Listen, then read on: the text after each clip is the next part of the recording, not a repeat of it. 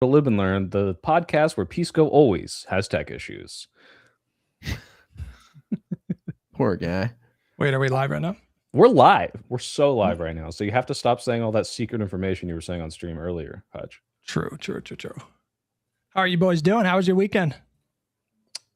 Mine was actually pretty depressing. I ran out of meds. Turns out that pharmacies aren't open on Sunday, so make sure you take your meds. Get one of those little those old people canisters and line them up, because it gets bad when you don't.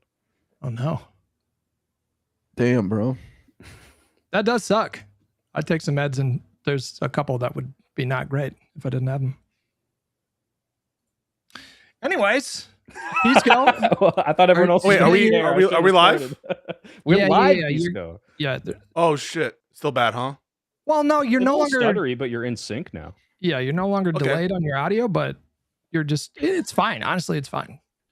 All right, perfect. I have a special announcement. If we're live, do it, guys. We got monetized finally on the Live and Learn official channel. Yay. They're not as pricey. It's only $2.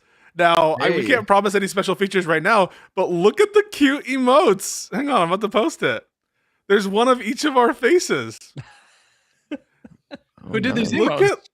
Look at the cute emote. Well, I have a guy. I paid for it. It was a... I missed. I tried to show it on stream. Check out these cool emotes, guys. : Lib Hutch, : Lib IRI, : Lib Soy Pill, : Lib Peace. These are awesome. They're cute. Wait, can you show the chat just for 2 seconds to show them? They don't show up. They don't show up on the... Yeah, because it's a YouTube thing specifically. All right. So I guess you had to be there on the Live and Learn we chat. Each get a 50-cent paycheck at the end of this month? Yes, at the end of this, it's all going 4 ways. Everything's going to be disclosed, and so everything is above board.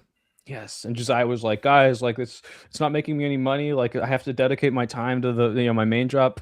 Fool that he is. Fool of a tuck. 50 cents. Let's give it to charity after paying Pisco's graphic artist. Correct. Yes. And no unions, by the way, among my graphic designers. You're not allowed to unionize. Wow. Very peaceful of you. All right, guys. News. What's happening in Iran? What is going on? Crazy stuff, bro. I still feel I've been reading about it on Reuters all morning, and I feel like I understand less than I understood a week ago. But the crisis, energy crisis, seems to be momentarily averted. The Suez Canal, the Strait of Hormuz was going to be closed off, and Trump is releasing sanctions on Russia so that we can get some Russian oil to India, avoid a global crisis, and maybe we're going to have control over the strait again. So this has now dropped the oil back down to 80. So maybe crisis averted for the moment being. It just is. Go ahead. Sorry, folks.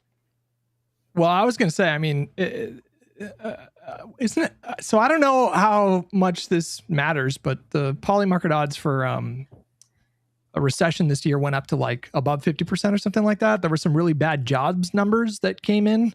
I think just a few days ago, from 49,000 plus to negative 100,000. Yeah. Big correction. So it's not great out there right now. And if you add an energy crisis on top of it, I mean, it just feels like this guy is fucking speed running, dropping down into like the 20s for his public approval. Like nothing he does is popular. Everything he does has like damaged us. I can't prove it, but the argument, the allegation that he is like a foreign asset or a foreign agent. It's just like, if you were going to do that, if you were a foreign agent, you might do what he's done in the last year. People like to joke about the whole, like, presidents don't control the economy and gas prices with a big lever, but he literally did pull the make gas more expensive lever by doing this Iran stuff. So that's like just about as dumb as you can be in terms of turning the populace against you. And if you compare it with like what Biden did, for example, didn't he empty our strategic reserves, sell a shitload of it, and then buy it back at a cheaper price? So he was able to like help bring the cost of gas down through competent policy, and then he was able to get the gas back with a profit. I mean, that was like, compare that to what's happening now. It's just night and day. I miss Biden. Well, It's like he did do that. He sold off 180 million barrels out of like 600 million, but it was mostly a political gesture that all presidents do, because it was about 1 million barrels a day for 180 days, and the world uses 100 million barrels a day. So it didn't have much impact, but it showed that he cared and he was doing everything he could. Whereas Trump promised to fill the strategic petroleum reserve and make up for what Biden sold off, and he hasn't done that. So he's getting some shit right now. Like, bro, it's empty and you promised. What the hell? I think the big news, though, even putting aside all the bullshit, is the overwhelming failure, at least so far, of the policy in terms of convincing the American people. Number one, we have pretty low numbers for the approval of the strikes and the war. Even, accounting for how the question can be asked in different ways, we're seeing like what, 30s, mid 30s, and that's at the start of the war, where there's usually potentially even like some a rally around the flag or a bump, or at least that was enjoyed in previous strikes that Trump has had in previous longer scale wars that the Obama, et cetera, and Bush have been a part of. So this is, I think, a particularly unpopular war, and it's one that has an immediate cost that is impossible to ignore. And the administration's reaction to all of this is to continue to send mixed messaging, to be like schizophrenic and capricious about which policy they're pursuing and why they're pursuing it. It's on, it's off, it's short, we're ready to go the distance. And no one is convinced. The lies start to pile up. Rubio releases a statement that this was preventative because Israel sort of preempted it. And then they're like, no, you misinterpreted. They walk back, and everything is like that. They're lying. It's corrupt. It's a mess. Yes. They can't even decide whether or not it's a war. Hold on, hang on. Go to private chat and play that clip. It's fucking incredible. Oh yeah. All right, let's see this one. Oh, a Trump clip. I always love a Trump clip. Yeah, they've turned our discourse from the government into like special military operation lingo. Yeah, there we go. All right, let's go. Yeah, please. Thank you. Mr. President, you've said the war is, quote, very complete, but your defense secretary says this is just the beginning. So which is it, and how long should Americans be prepared? Well, I think you could say it both. It's It's the beginning of building a new country.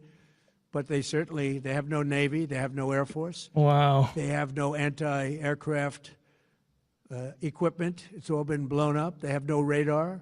They have no telecommunications. And they have no leadership. It's all gone. So, you could look at that statement. We could call it a tremendous success right now as we leave here. I could call it, or we could go further, and we're going to go further. You said, I mean, come on. It's just like, it's hard to hide how fucking staggeringly incompetent and incoherent that is.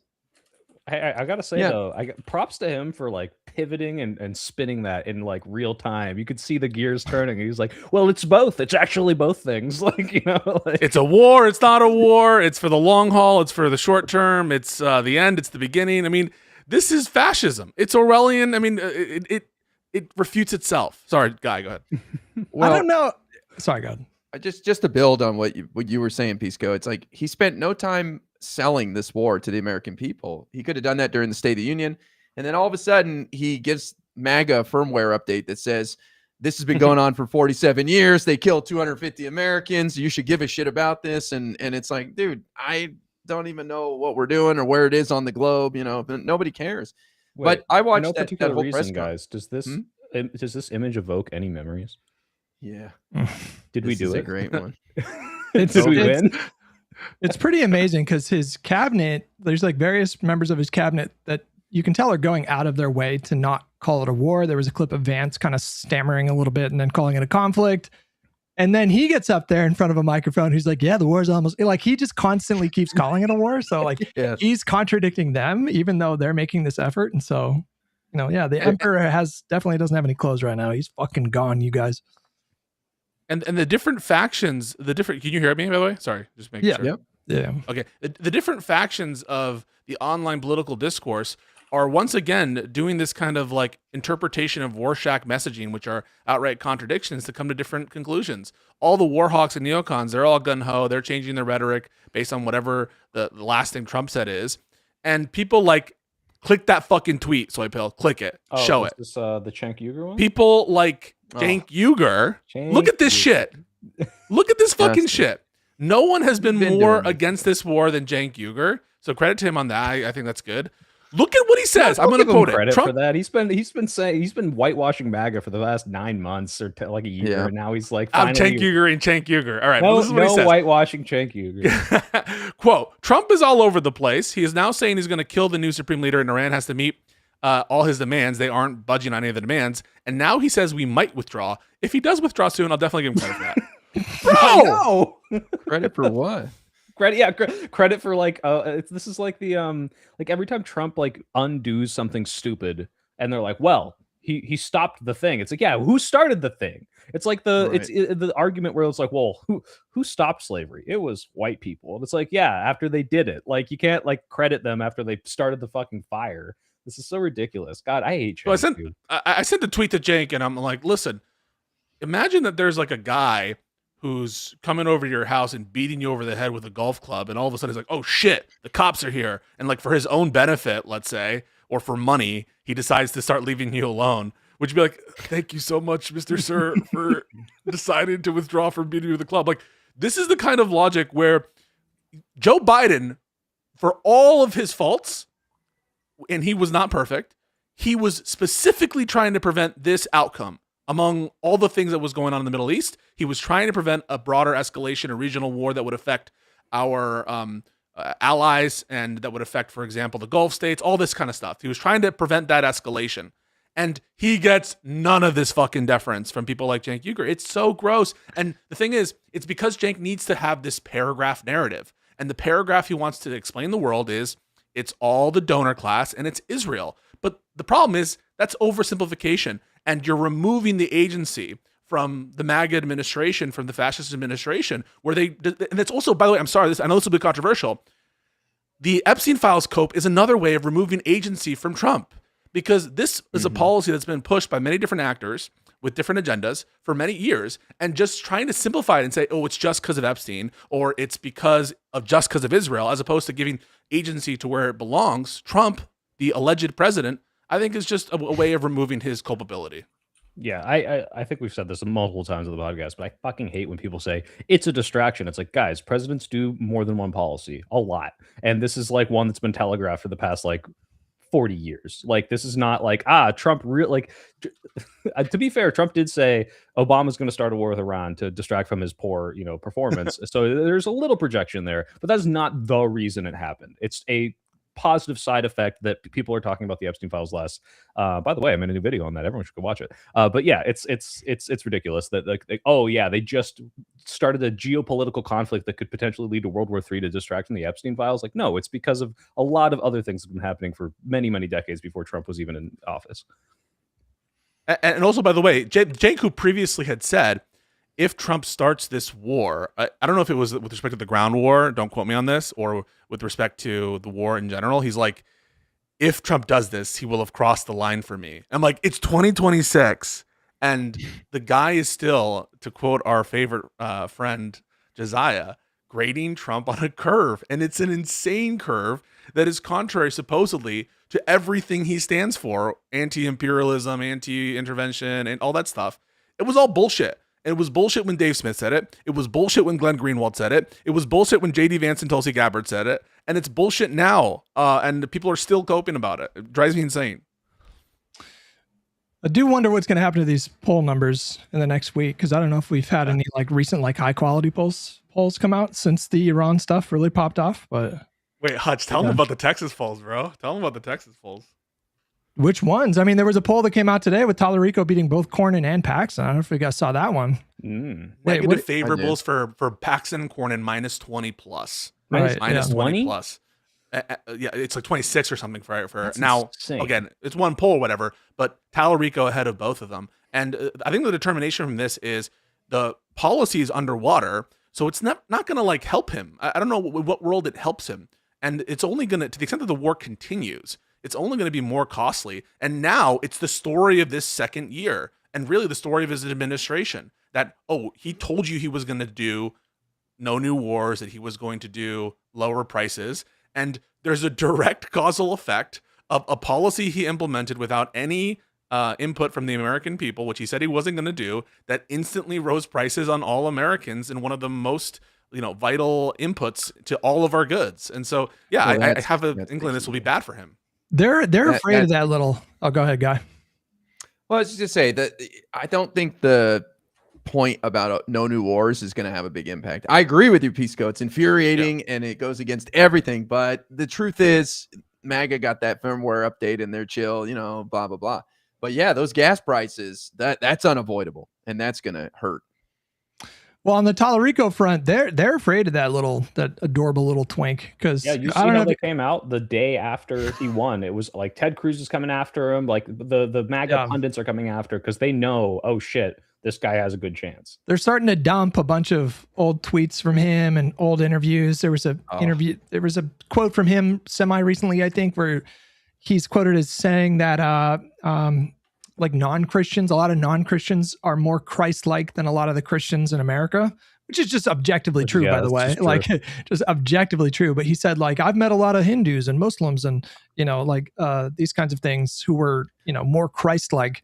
And, Benny Johnson is tweeting it out. They're finding some old tweets from him, old clips of him talking about loving trans children, just like showing love for trans children. So I think that they fear this guy and they think that he can beat whoever the Republican is. And they should be afraid of him, I think, because he can.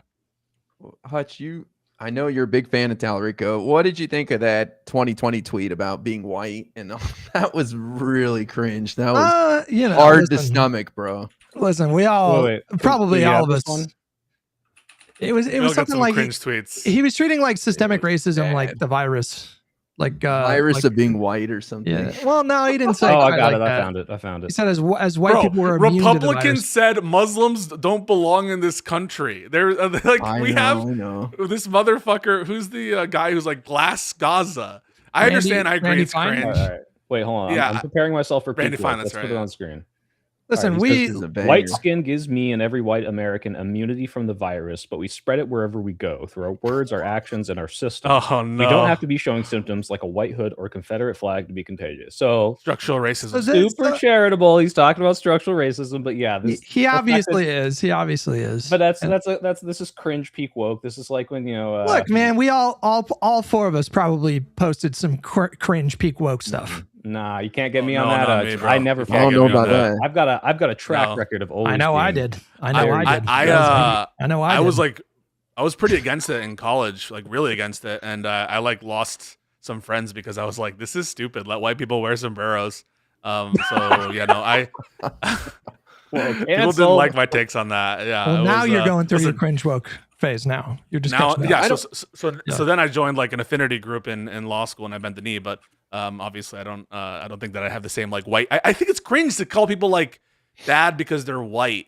I'll just say like white people are on one today or something, but I don't think it's like cool to be like, oh, they're he wasn't like a doing virus. that though. I mean, he wasn't saying that white people are bad. He was saying that, like he was talking about systemic racism. It's cringe now, but I mean, it's not as bad as I think people are making it. You gotta understand, like the term white privilege, like for decades of it existing, which is a decade, people thought, what are you saying, my life is just easy because I am white, and not you're comparing your average white life to an average black life, and black people might, you have to do all this nuanced explanation. So if that's going to cause problems, just the term white privilege, saying white people spread the virus of whiteness is going to piss a lot. No, you didn't say whiteness. That's not what he said. Yeah, you know what I'm saying. Like the way we're immune to the virus like of systemic. Come on, it's not even that bad. Why are you lying, Soypill? You're lying. I'm not You're lying. I'm fucking lying about Tallarico. Are you getting paid by the Russians I get what too? you're saying. It's cringe. It's peak woke. I think he survives it. Okay. I think the Republicans have bigger problems on there. I was just curious what Hutch thinks, but Trump is saying he's going to endorse John Cornyn or Ken Paxton. Sounds like John Cornyn, the fourth. He already did, didn't he? Senator. I guess he hasn't yet. He didn't endorse anybody in the primary, so all three of them were running blind. And now he says he's going to any day now to try to finish this. But John Cornyn is not popular with the MAGA base, so Trump is, of course, going to make the wrong move and piss off the base, and so that's going to help as well. What's the right move? I feel like Ken Paxton probably worse. Yeah. No, endorsing him, that's where the base is. Well, I mean, Paxton in the head-to-heads versus Tallarico does worse than Cornyn. So that's what I think. But MAGA's not thinking about that. They just want their guys in there. You know what I mean? Even if they lose, they don't care. Well, Hutch, I got a I mean, $20 super addressing you specifically. Can I show this on screen? sure. Sure. Ben Riley says, not to be that guy, Hutch, but they got rid of the filibuster for SCOTUS in 2017. It was created by error when Vice President Aaron Burr wanted to make Congress more efficient. It didn't. Also may have helped lead to the Civil War decades later. Apropos of what? Yeah, apropos of sure what? I what. don't know, but he's just like calling you out about something you might have said in the past, and he spent $20 to do it. So this is very, very much something you have to address it, Hutch. Address the allegations. I think it's in reference to, I mean, so there's something I don't know if you guys have heard of, have you guys ever heard of the Green Lantern theory of politics? Oh my God, no, I haven't. Tell me about it. Groan. There's a lot of, there's a lot of radicalized libs and lefties who are of the mind that Donald Trump can just do whatever he wants and can get whatever he wants from this Congress. And it's just not true. And I don't really know exactly why they're bringing up the filibuster. You know, they could get rid of the filibuster right now if they wanted to and add Supreme Court justices. They're not going to do that. Trump is putting a lot of pressure on them right now publicly to get rid of the filibuster to pass the SAVE Act. They're not going to do that. Or maybe they do, but that would honestly benefit us tremendously. Honestly, I think the SAVE Act would benefit Democrats tremendously if we start enforcing like, yeah, absolutely. How? Because our coalition has shifted into a more affluent, more educated coalition of voters. And so these, you know, our voters are going to have IDs at higher rates than their voters, frankly. And so if they want to do that, they can try, but passports maybe, but like even if it did, I think this would be terrible because it's, you know, it's horrible, voter disenfranchisement. But, but Hutch isn't saying otherwise. Hutch, I'm not saying it's a good thing to do, but I'm just saying if they did pass it, I think it would benefit us. Right. I just wanted to preface, but in terms of whether or not it benefits us, I'm not quite so sure about that because I mean, how many women, you know, primarily vote Democrats, like, you know, women primarily. Married women went for Trump. Married women who don't have their birth certificate are going to have to jump through like 8 million more hoops to be able to prove that they're them. Right, and that cohort is slightly more Republican. And I'm not entirely sure this would benefit us. Obviously, like the passports in general are mostly affluent people. Well, but I think just the contention is like it's not clear to me that it would hurt Democrats if we're just looking at it from a partisan lens. Now, one way that you could respond is like they'll enforce it in an uneven way, or they'll enforce it, more strictly in cities or whatever, right? Yeah, but I do agree with Hutch largely that it's cope, and I don't think it's, even if they were to pass it, and IRI probably knows better, but it doesn't look like the votes are there to undo the filibuster as far as the Republicans are concerned. And one of the reasons for that is, and why that's consistent with the Republicans still being unprincipled pieces of shit, which I do believe, and so do all of us here, at least for most of them, the leaders, that is, the leaders and the elected officials, is because they don't want to put more paperwork, illegitimacy to the elections that they're winning in their states. And a lot of these Republicans, right, it's the same ballot, right? It's the same ballot that is causing them to be recognized as the legitimate winners of the election as it is the other marquee races. And so this is just, it's like not clear to me that a lot of establishment Republicans who are in the control really want to unleash this and cause everyone to like register to vote 4 or 5 months before the voting starts. Well, that's crazy. It's not just the IDs though. It's how soon ahead you can register. So there's like a lot of like same day or like maybe even a week ahead. They'd get rid of with this act. They'd get rid of things that are postmarked the date before the election, but haven't been counted the day of. So like that's a lot of mail-in votes that are primarily Democrat. And the biggest one I remember is that the principal municipalities where you can vote, I think they're capping like the amount of people that can go there, which is insane because already they're impacted and you have lines out the door, which is because they close polling stations all the time. But if you're capping it and you don't know that there's a cap or that you are not going to make it within like the whatever the cap is, that's like huge voter disenfranchisement. I could be wrong. That might not be in the SAVE Act specifically. Yeah, I don't think that might be in their other. Is that not in the SAVE Act? It's maybe in one of their other things that's like attached, like the mega something, or it might be in the proposed executive order. Which is laughable. Maybe it's in there. Probably. It might be that one. The SAVE Act is proving your citizenship when you register, which right now you just have to attest I'm a citizen under penalty of perjury. Voter ID to vote. No mail-in voting. He wants to get rid of mail-in voting, except in rare exceptions for disabled people, military, out of the country, which the entire state of Utah and Washington vote by mail. So that's problematic for both sides. The court's already blocked that as far as I understand, right? He tried to do an executive order to get rid of mail-in ballots. I'm pretty sure the court's blocked that. Yeah, no, you can't do that through executive order, but the SAVE Act would do that. Yeah, the SAVE Act would, I think, be like, the tests on the SAVE Act would be like the underlying constitutionality of some of these burdens. Like, is it constitutional? And in the time period before the midterms, is it constitutional? And I think the Democrats have the better of the argument. But the thing is, like, there's many different checks here that people should not be blackpilled, is the point. The point is, it almost certainly is not going to pass because the Republicans almost certainly aren't going to kill a filibuster for this. It almost, even if it does, I think that there are non-trivial and good challenges to the law at a bare minimum being applied in the midterms now. And even if it does go through and it does apply to this current election, I don't think that knocks out the Democrats to Hutch's point. I think that we could still win. I think the Democrats should honestly just like right now announce that they're on board with voter ID, national voter ID, and just add some provisions that the voter IDs are free and they're automatic. They're automatically mailed to you. And like, this is frankly, like an 80, 20, 90, 10 issue or something like that. We all know that voter ID is not going to change the outcome. We're still going to stomp them out because the claims that there's all these like millions of undocumented migrants that are voting is complete nonsense. And can you imagine the psychic trauma? Like, imagine if we actually did this, right? Like, Democrats say, you know what, we agree, let's do it, and then add those provisions, and then for whatever reason, I'm bundling it, Hutch. I'm bundling it. No, but I'm bundling it with a bunch of other stuff. But can you just, sure. I'm sure there's all other things that you could ask for. But like, can you imagine the psychic trauma of MAGA if we do that and then just fucking stomp them the fuck out in 2028? I agree. They're going to be like, what happened? I thought we were going to I thought we were going to win with like a 10 million popular vote victory here because you're so optimistic, Hutch. Watch this. I'll do it. Instant Trump spin. They rigged the voter ID. They gave them out for free. It was too easy to get. The illegals didn't have to verify who they were before they got the ID, and now they're voting with the IDs. Like, damn, easy. Yeah, bam. They rigged it. Like, I mean, I do. I mean, I do think that Democrats should do that. I agree. The idea that this would like cause MAGA to be like, wow, we were so wrong. I mean, we're literally just finished talking about them 180ing on the war issue where they have documented every single one of these administrators saying no new wars. We will not go to war with Iran. And now they're like, yep, that's good. I love it. Listen, whatever cope they come up with after the fact is one thing, but they will, like, if we do pass voter ID, there's going to be so many MAGA people that are going to be like, oh, we're fucking going to coast to victory moving forward. We're never going to lose another election again. And that first election where the Democrats do stomp them out is going to be really difficult for them psychologically. They're going to be like, what the fuck, because they've been told for years. They've been told for years that the only reason that Democrats win is because of, illegal immigration. I don't disagree. I wish we would call their bluff sometimes and just get on board, but they've made the SAVE Act way too toxic now. They added some trans stuff in there too.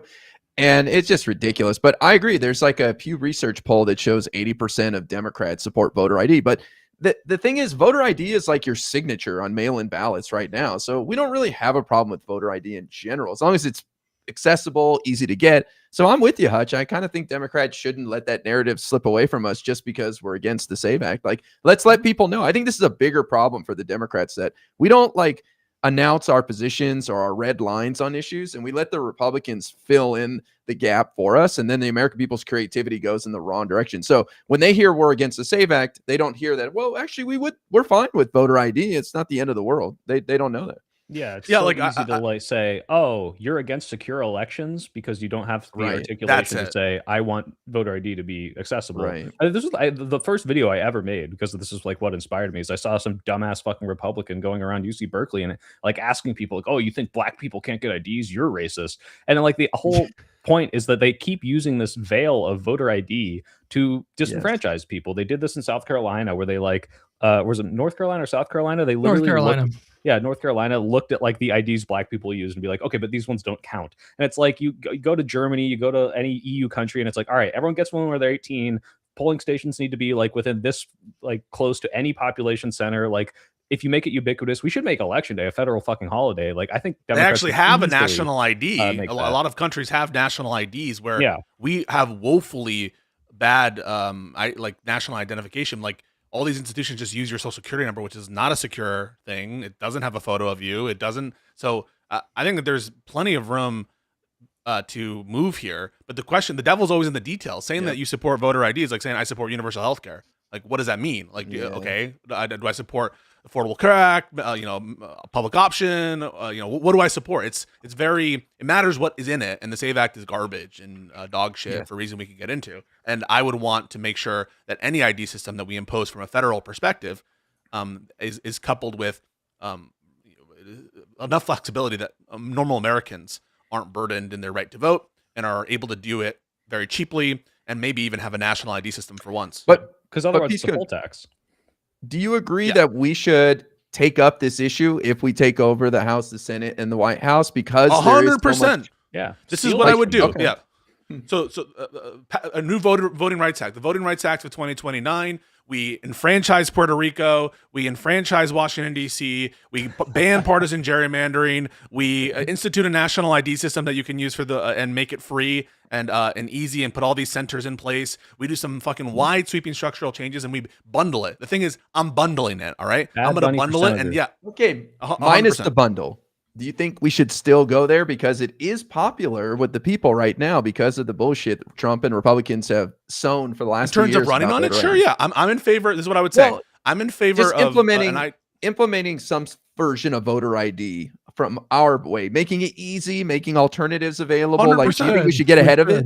We should, yes. Well, no, I have no problem whatsoever for the Democrats saying I'm in favor of a voter ID system that makes sense and that works for the American people and doesn't burden the American people. And that's going to have to involve making it, easy access, making it ubiquitous, having some sort of national ID system, and giving enough flexibility so that people can use different forms of certified documentation to prove who they are. And so that people who don't have certain documents aren't disenfranchised. I would be totally fine with that. And running on that. Counter, actually, I just remembered. Because in recent years, we're all on board with Doja's mission to eliminate waste, fraud, and abuse. And I think actually the amount of money we would spend to create and implement voter IDs and make sure that they're everywhere is probably way more than the amount of fraud and voter fraud that is happening, which is less than 100 people every single election or something ridiculously low. It's actually probably a big waste of time and money, which is why Democrats usually don't take it up. The only real reason to do it would be to steal that narrative from Republicans, but it's actually not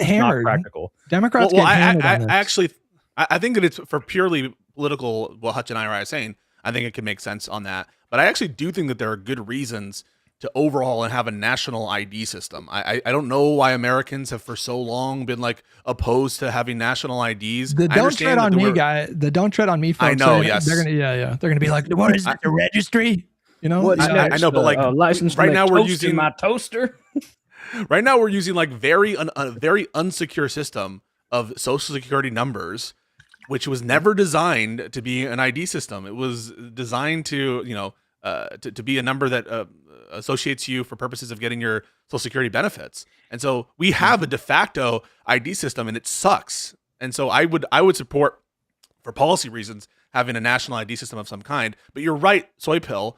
This is not, because I don't view it as a huge problem, voter fraud in this country. I'm in principle fine with letting the states run it however they see fit. If I'm convinced that there's a voter fraud problem, then I'm okay with having some additional restrictions, et cetera. But I haven't seen that. This is purely a political move. This is pure. Right. It's not going to help us strengthen our election systems are very, very fucking secure and strong. And so this is just about optics. And I think it just would be really smart politics if they did this. And it wouldn't surprise me if they do. But, just to kind of pivot back to what I was talking about before, though, I mean, Donald Trump is definitely pressuring this Congress to get rid of the filibusters so they can pass this bill.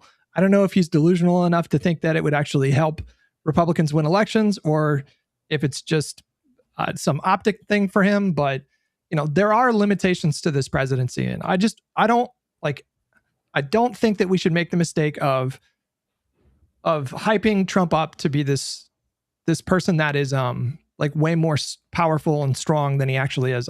Basically nothing that he's done during this presidency cannot be undone, or the next president can't begin the process of undoing it right away.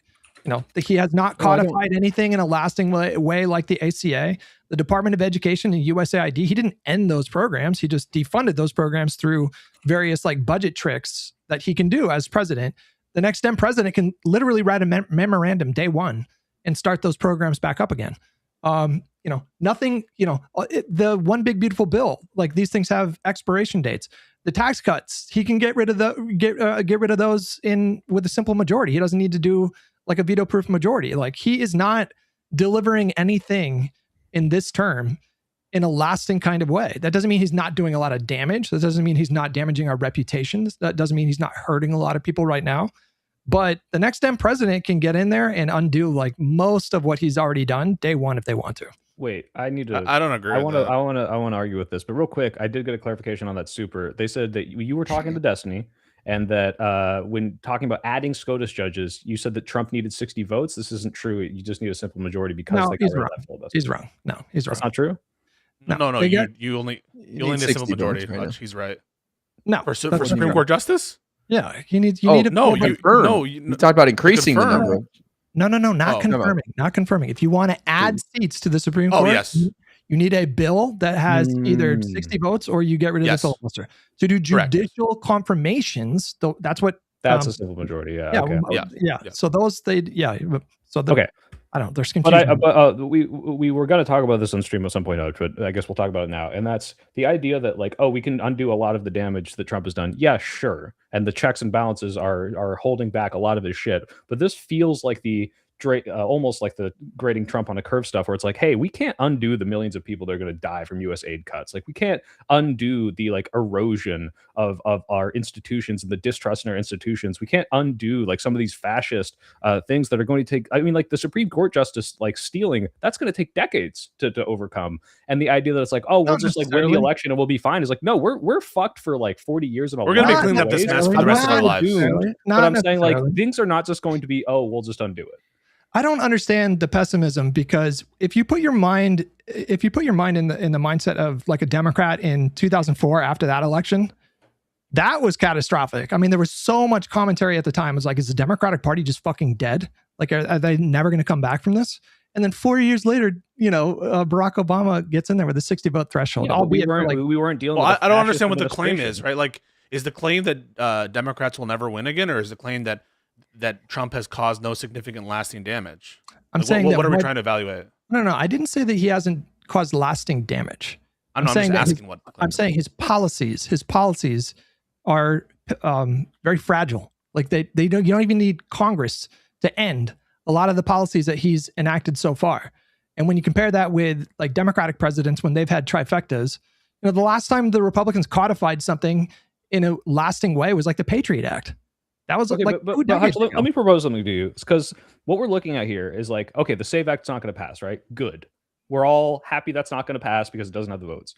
All it takes is one bad midterm. All it takes is one bad JD Vance is in office when January 6th happens again, and they steal an election, and they do have the ability to use these checks and balances to their advantage and pass the, hey, elections are fucked forever bill, like the SAVE Act. And after that, it's like, hey, that's it. That's the existential, like, there are no more elections. There are no more Democrats. We don't win because they have so sufficiently fucked us. So yes, we're not there yet. No. Yes, I'm not doom-pilled.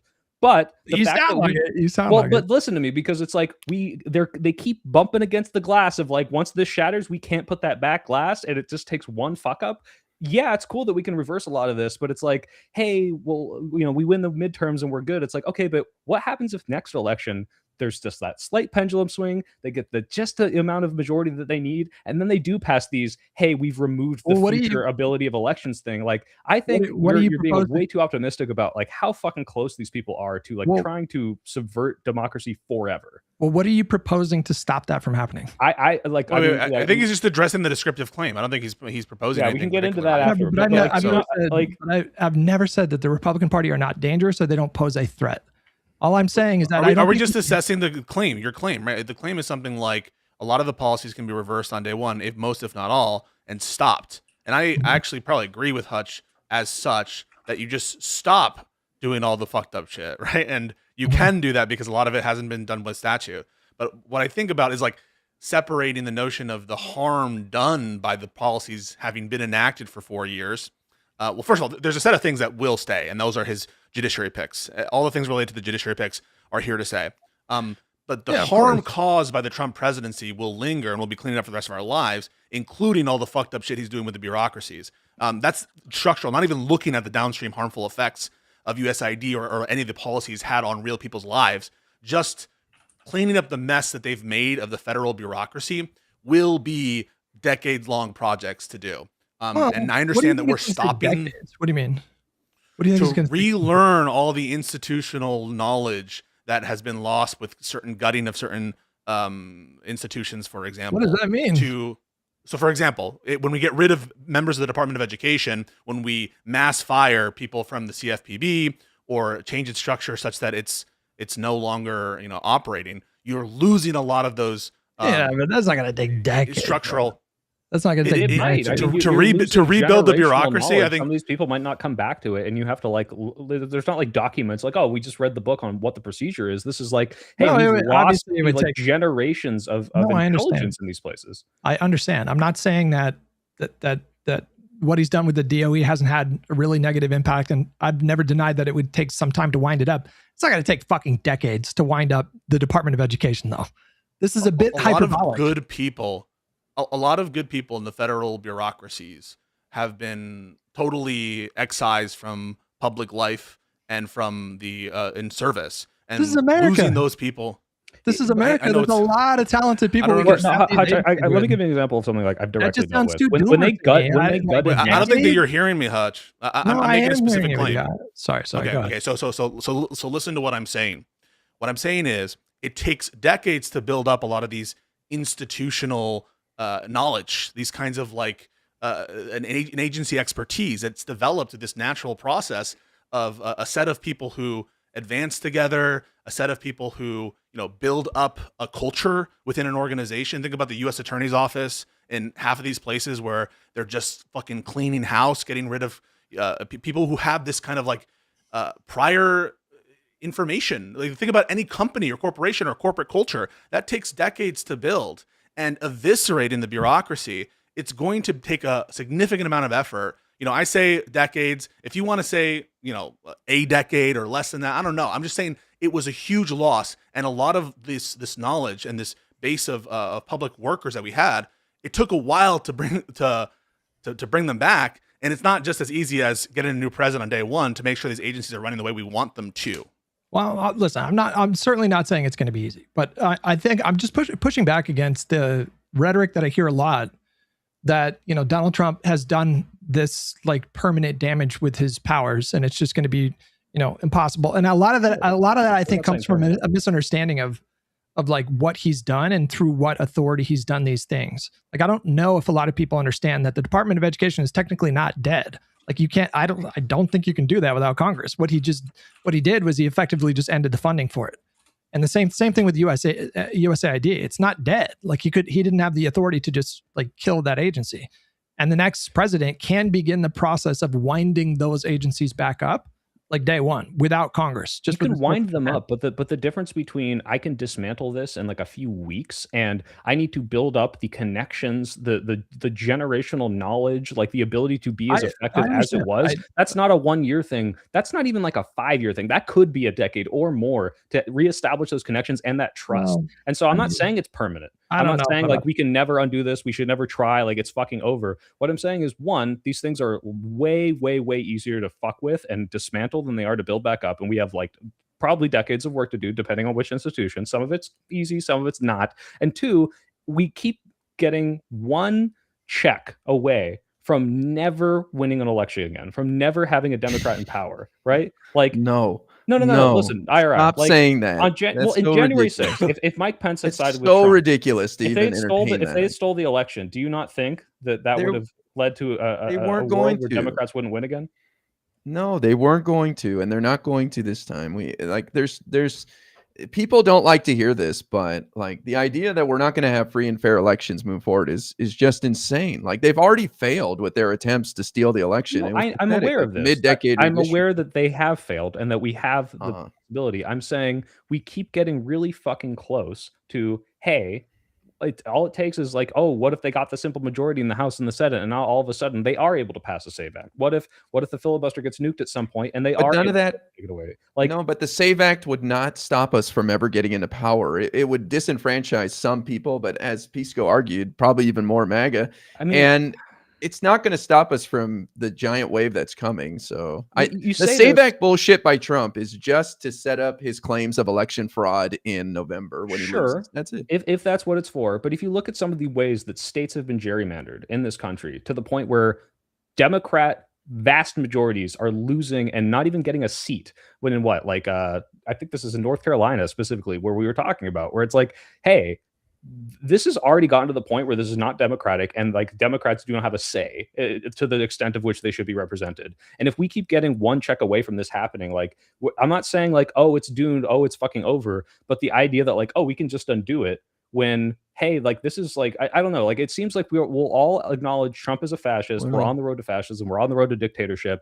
This is very serious. Millions of people are dying, and we shit on lefties for like not supporting the blue no matter who. And I'm like, good.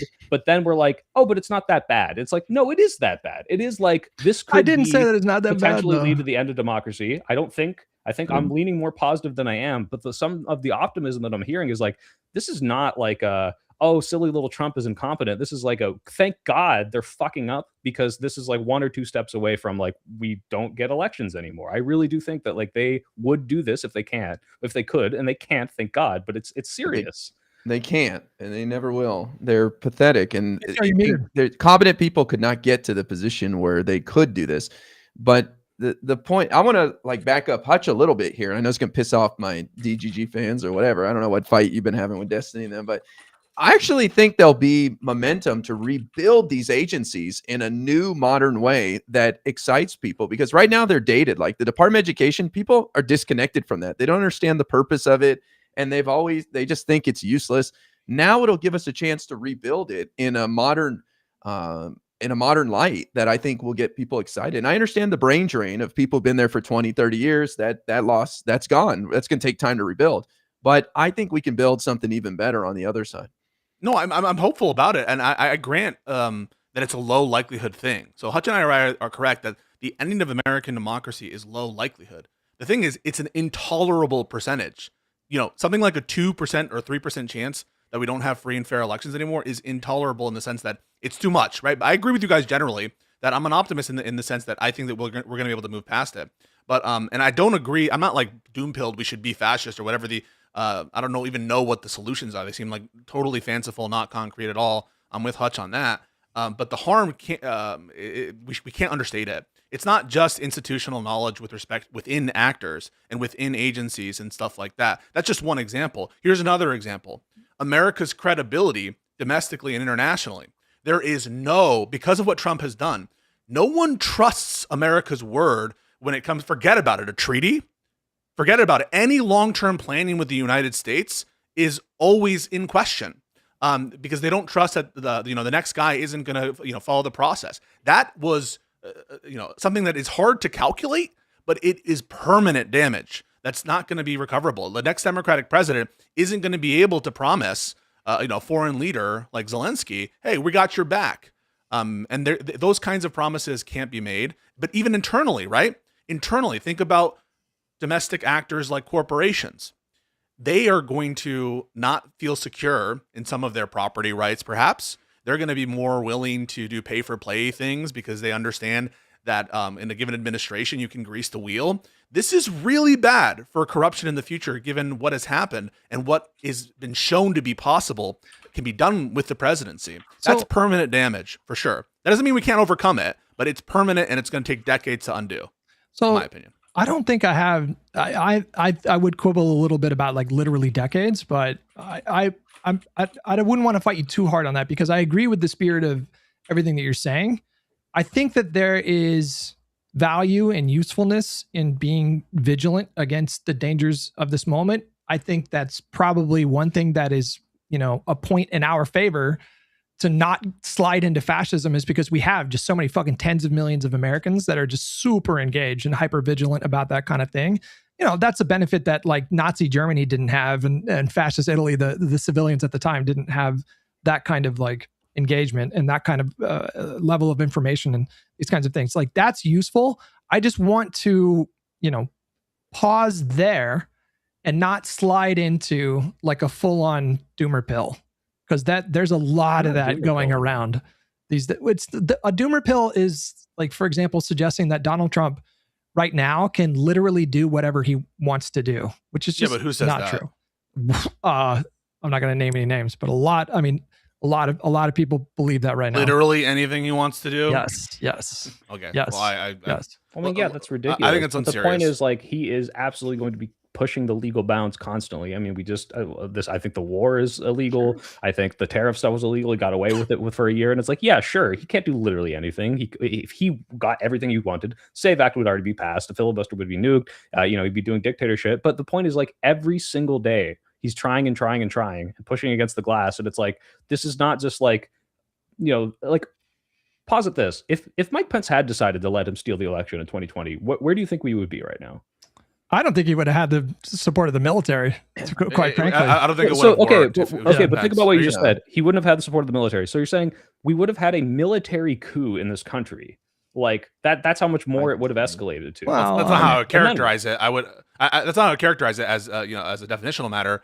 But I agree with you that it was a risk. The fact that it was at all conceivable, I would even put in the January 6th context 3, 4, 5% chance that Trump would be successful in preventing or significantly delaying beyond the amount that was actually delayed the transition of power. That is just outrageous. That is like horrific that percentage chance, even though it's in absolute terms low, but that it's significant. That is just crazy, crazy, crazy. But I don't think that it's likely that we would have lost our democracy if Mike Pence had signed on to it, or Vance if he does it this time. But PC, I think we have to zoom out and look at why do people support something crazy like that? Like what has led people to abandon our democracy? And I think it's the failure of Congress to address our problems and we have outdated laws that aren't being updated because Congress is a logjam. So I don't think it's like the people are naturally against democracy. I think if we just fix some structural things like gerrymandering and send better people to Congress and actually update these laws so that Congress actually makes people's lives better,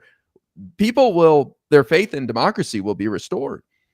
I hope so. Listen, I just want to say, like, I don't think the soy pill and I are black pilled. I think that we largely agree on the nature of the threat. Put aside with 10 years, 4 years, these are all kind of like, okay, we can disagree on that, whatever. I think that there's only so much structure though that can I like our structure. I think that there needs to be significant changes on some areas. I think we'd all agree on that. But there's only so much structure that will prevent against like bad people being elected. Okay. And if you have malicious actors, right, it's very hard to construct a rule that prevents the president of the United States or create an executive that doesn't introduce a whole host of other problems to like solve corruption without having a bedrock of people voting for trustworthy and good individuals. And that's something that we all have to work on, is not letting someone like this get in power. And I think a lot of people are looking for like panaceas. And this is, I guess, the Hutch's point, that if only we do this, right? If only we just charge them with some random offense where it's going to like probably fail if it's just like a protectual thing with no basis. If only we were to invoke Section 3, it would protect us. If only, and there's no like one size fits all pill to protect democracy in that. And the sort of suggestions that I've heard from I don't know, the Doomer or however you want to associate these arguments, that those suggestions to me, I don't think solve the underlying problem, which is we have allowed demagogues to take hold of a huge part of our population. And there are some things that we can do on the margin and structurally to protect against that. But we need to be better about communication and producing results, like IRI is saying. It's an everyday thing. We need to defend our democracy and always be vigilant. We're never going to be able to rest and be like, everything is good. Like, we're always going to have to be defending this. Yeah. I mean, but I feel like every generation has gone through some kind of existential threat to the American Republic. Like, this is not the first time that we have been tested, I would say, existentially. I would say this is like the worst it's gotten in decades. But that's just a function of democracy. Like, you could technically, quote unquote, like fix these problems if you just get super authoritarian and, like brutally suppress your political opposition who may or may not be backsliding into some kind of authoritarian. Why do you have to get authoritarian to say Trump broke the ECA to try to steal the election? We should prosecute and throw him in jail for that. Well, if there's a legal process that you can go after Trump, then you should do that. Or and we didn't do it fast enough, and he got away with it. And that was the Supreme Court immunity ruling. But we absolutely could have put him in jail for that legally, not like some weird authoritarian crap. What do you mean by we? I don't know what you mean by that. Democrats. when Joe Biden was in office. Okay. Well, I mean, it's not that the DOJ, it's not that the process wasn't working. It was. He was convicted of over 30 felonies, and he was facing down dozens more felonies that he would have been found guilty for. The issue there was that Merrick Garland waited too long, and the voters made a bad decision after 2 years of inflation. Right, You know? and now, but you realize you're incentive kind for of him not to you're try saying it? the quiet part out loud, right? You're Wait, what do you buying the MAGA framing. Soy pill is like what you're suggesting is Democrats should have imprisoned him. That's presupposing that Democrats were in charge and running these criminal investigations, as opposed to The what Democratic I hope we all agree on. administration, not as a partisan thing, but the DOJ Okay. should have gone after him for breaking the law. They and did. trying They to did. subvert democracy. They Not did. to They the extent did. that they should have. He should Well, they be. did. I think if they had done this and with immediate not hesitancy, what's the fucking But that's a expediency? different argument. That's a different argument. I mean, You're saying they should, I have you're saying they should have responses gone, to that, and you're saying that they I should have sta- gone faster, but they did. But Yeah. they did. The system did go after him, and he was facing down several dozen felonies. And Then he the system. Then I think the system has failed insofar as he can absolutely try this again with clearly little to no consequence. well, But the he's system gonna failed. serve The out system his has failed in a term. way. He's gonna. What? The He's gonna- system fails. Well, he's The gonna system serve has out- failed in a way. I think that the Supreme Court decision on immunity is a failure of the system, and it's a total betrayal of the Constitution.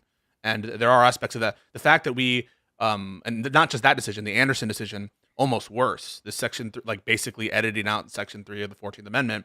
Those were insane decisions, and it shows that there's something needed reform in our judiciary. That's my opinion for sure, 100%. I'm not going to say there's no system failures here, but the system failures fall on every level. They fall on Congress for not convicting him for impeachable acts. They Yeah. fall on Joe Biden somewhat for choosing to run again and putting us in a horrible situation. They fall on Republicans for not for falling to this, and they fall on the American people who need to assume some responsibility as well. The American people voted for this guy, and I'm not one of these people who's just going to say that the American people don't deserve or are somehow innocent in all this. In some ways, right? Like, we're facing this pain collectively because we made this shitty decision collectively as a whole, and now we're paying the price, and we have to clean up our mess. And Right, so and that's my question that's it. is, if he is not disincentivized from ever doing this again with legal consequences, which is what's happening now, and this does happen in such a way that we aren't able to stop it. What is to say that this is not going to just keep happening over and over? How do we stop someone from trying to steal and subvert democracy every single time? And like you said, it's getting worse. It's not getting better. Like, this is like the Bush thing I thought was going to be the worst thing ever, where it's like, hey, this seems like a corrupt governor of Florida whose brothers with the guy running might have stolen this state. And he said, let's come together and get over this. And I want to keep democracy together. But now it's, hey, I tried to steal the 2020 election and I'm able to run again and win. And what's to stop him from doing this again in 2028, 2032? Like, I mean, I find this argument frustrating on a couple different levels. Number one, first of all, just before I even get into those, I've always said my position is, and always has been, if there's an avenue to charge this man for crimes and he's not shielded by immunity and the pardon, fucking do it. 100%. Like, yeah, but what if there's not? Obviously do it. But hear me out on this one, okay? I think there's two problems with what you're saying, okay? You're kind of coming at me with this urgency where if Donald Trump and his cabinet don't go to prison, then there's nothing to stop the next, tyrant from coming in and being super corrupt. There's two problems with that, okay? Number one, that situation doesn't insulate us from that danger ever again, okay? We could do that, and then 4 years later, there's a Great Depression, and then at that point, the American people elect another con man, okay? So this is not like some permanent safeguard. But the other thing is, like, if there are limitations on what DOJ can do, like if he pardons himself and his cabinet and it's decided by the courts that that's valid and the DOJ's hands are tied, then I lost my train of thought. No, I see what you're saying, where it's like, okay, then what? Like, okay, if he can just like find some way to weasel his way out of this, which, let's see Donald Trump weasel his way out of this one. This time we surely got him. Yeah, I'm sure. Okay, wait, I just remembered. Wait, hang on. Make it more extreme, Hutch. I just remember. What if Donald Trump ran on this? Wait, hold on. Hold on. Let me finish. Hold on. Okay, so the idea is like, well, if you don't punish him, then even if you do reforms, the next person's just going to break the reforms because they don't care, right? But this is an argument against like how the system has developed for hundreds of years. Okay, so we've had crimes that were not crimes before, and then people did those crimes, and then we made them crimes through statutes by passing. They already laws. were crimes. The crime was the Electoral Count Act, and you can't put false electors. It wasn't like, oh, this was some novel idea to try to like do something to like sneak in some second candidate. This was, I'm breaking the law to try to subvert democracy, so that some new rule isn't going to stop them. The only thing that's going to stop them if we actually disincentivize these people from ever trying again, which is, hey, next time you do this, you don't get to be president the next election. You're in jail for the rest of your fucking life. Okay, but I don't understand how that guarantees us that Trump. It doesn't guarantee it, but it's absolutely better than, hey, there are zero consequences, and in fact, you get to win next time. Okay, but what do you think Hutch's claim is? I mean, like, so let's just Hutch's sort out what the claims are. The guardrails will just hold. First of all, the guardrails barely held insofar as stopping them from doing this, because I think that the vice president, given the fact that the current vice president said I would have made the other decision, huh? I don't think they barely held. They held. I don't think they barely held. He only had the support of 2 senators. It was fucking Hawley and Cruz. Those are the only 2 senators that were willing to entertain this. When I say barely, I don't mean like, oh, we were seconds away from losing democracy completely. What I'm saying is like there was an intolerable risk. So let's just be specific. Like, there was an it's intolerable like if risk. It was a 1 in 100 chance that he was going to succeed there. That's way too. That's like 1% that we lose democracy. We don't try this. Let's just be clear about that. Right. So we all agree on that. All right. So there's no disagreement.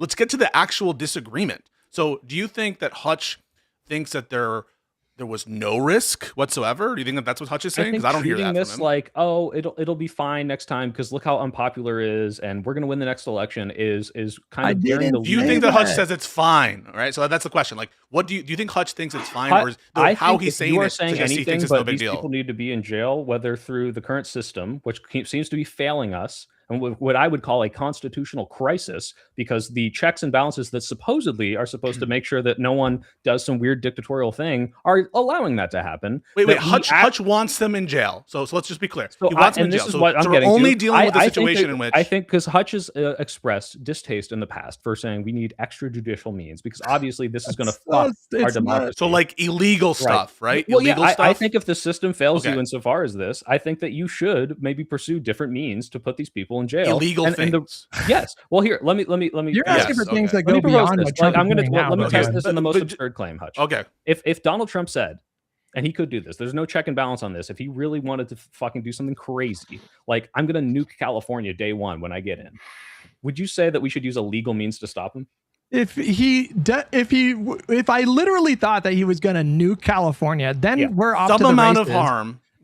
Some amount of harm, everyone is going to shift on it. Right? Yeah, illegal things. Illegal things are sometimes justified. Illegal things are sometimes justified, and I think what Hutch is saying here clearly, even in a 1 in 100 chance to try to steal an election and to steal democracy, I think you need to. Let's clarify. Hold on. Let's clarify what you're saying, because like Ari's saying, if Newsom is inaugurated in 2029. What should he do? What extrajudicial thing do you think would? Yeah, if the DOJ is like, we're not going to prosecute, or oh, hey, the Supreme Court like says, hey, no, this is immunity, he's totally allowed to do that. I say pack the courts. I say find a way to do that. Like, whatever that looks like. But hang on, but Hutch supports adding justices to the Supreme Court. Do you? I mean, I would not be principally opposed to it. I mean, there's other things that I would do first. But I thought I heard you say that you were in favor of that. But I'm also asking for plausible things, okay? Because it's not some easy thing for President Newsom to just add Supreme Court justices. You have to go through a process. Ben Riley. Now we're getting back to this. He's wrong.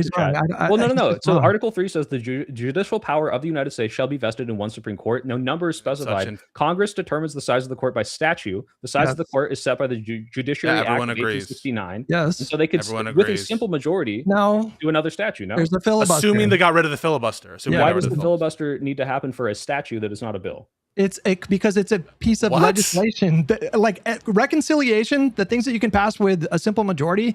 There's a set of criteria that needs to be met. Like, so they can't have like a permanent impact on our budget. It's like the big thing. But a budget is not a statute, right? This is a bill that needs to go through Congress, right? My understanding is this is a congressional rule based on Article 3. Google it. I did. That's what I'm reading. It's Article 3. Article 3 is not you need a majority to pass it. No. We have a thing in the Senate called the filibuster. I'm aware of what the filibuster is. There's a Senate rule, right? So Article 1 gives the authority of the Senate and the respective houses of Congress to set rules of proceedings. And so in order to pass a law, a statute, which is what Ben Riley is referring to, you need to pass the same language in two different branches of Congress using the rules of the respective chambers. And so obviously, in order to pass a rule in one chamber, it needs to be done pursuant to the rules of the chamber that are set by the body. So all Hutch is saying is, under current Senate rules, this would require 60 votes, or you would need to change the rules. Why did the Senate rules dictate whether or not Congress has the Article 3 authority to pass the number of Supreme Court justices? Because those are the rules. We all agree that Congress could do this. Their own rules. Right. Yeah, The Senate is limiting itself. The Senate is saying, No. we're going to choose not to do this, but we have the power to. They could if they wanted to. They have the legal authority to, but they're limiting themselves with their rules and procedures, including the filibuster. Yes, Congress can set additional justices. They could delete all the lower federal courts. That's the Madisonian Compromise. Article 3 doesn't just say invest in one Supreme Court and in such inferior courts as Congress may from time to time ordain and establish. So yes, Congress has the power, both under Article 1 and that reference in Article 3, to adjust the size of the courts, adjust the size of the Supreme Court, that they can't get rid of the Chief Justice. That's all there. But the Senate is saying, hey, before we pass certain kinds of bills, we are going to require a 60-vote threshold. That's called the filibuster rule. And there's nothing inconsistent with that reading of the Senate rules in Article 3 or Article 1. It's just not understanding Hutch's point. Well, I'll research this in a second when you guys are talking back and forth. But just to be clear, because Hutch, you're bouncing back between two things, right? You're saying, one, I would not support an illegal mean, right? Like, I think you're kind of on that principle. You don't think we should do this, yes? Yes, I don't think we should. Okay, but then you say, but then what do we do? Yeah. And what I'm confused about is if you're against it in principle, you're like, well, if it's not realistic, I don't care. But you're against it in principle anyway, right? Like, even if it was realistic, if there was an illegal thing we could do to stop things. What? If there was an extra legal thing we could do to stop Trump or put him in jail, you would be opposed to it regardless of how feasible it would be, right? Of course, yes. Okay. Yeah, but to be clear, there is an amount of harm that he could do where you would be okay with it, right? Yes. Nuking the world. In the world where he wants to and let's be honest. Crazy, wait, Soypil, let's be honest. If they actually, let's say that J.D. Vance attempts to actually steal the election from a Democrat, at that situation, we are in an existential mode. I mean, that is an existential situation. If there actually is an effort to steal a clearly, a lawful election. What do you mean? What do you mean if? This already happened. No. He's saying if he pulls it off. Like if he actually pulls it off. If they pull it off, if we think that there's a good chance, so we should be able to resist the barbarians who are trying to steal our elections, 100%. I mean, that's correct. And the closer we are to that existential moment, the more justified other means are going to take. But the point that Hutch is responding to is imagining a situation in which Democrats retake control, right? The Democrats are now in power, and you're going to have to argue that the same kind of existential stakes applied to a theft of election are applied to punishing those who tried to steal an election. Like, obviously, if Democrats are in power and we have a majority and we do what Hutch is predicting is going to happen in the midterm and we win the 2028 election, like, we don't need it that moment. I agree. Obviously, that is not the moment to pursue some crazy fucking we need to prosecute these people. Oh, we need to do some extrajudicial crap because they have even less power, right? My problem is if we rest on our laurels of, well, we won this time, we got the majority this time, and we just keep letting them do this, how many 1 in 100 chances of they're about to steal the election do we let them get away with? Straw man of Hutch. Hutch isn't just saying, let him do whatever, bro. He's responding to a very specific set of proposals. When I say specific, I just mean in one respect, which is do fucky shit that's illegal.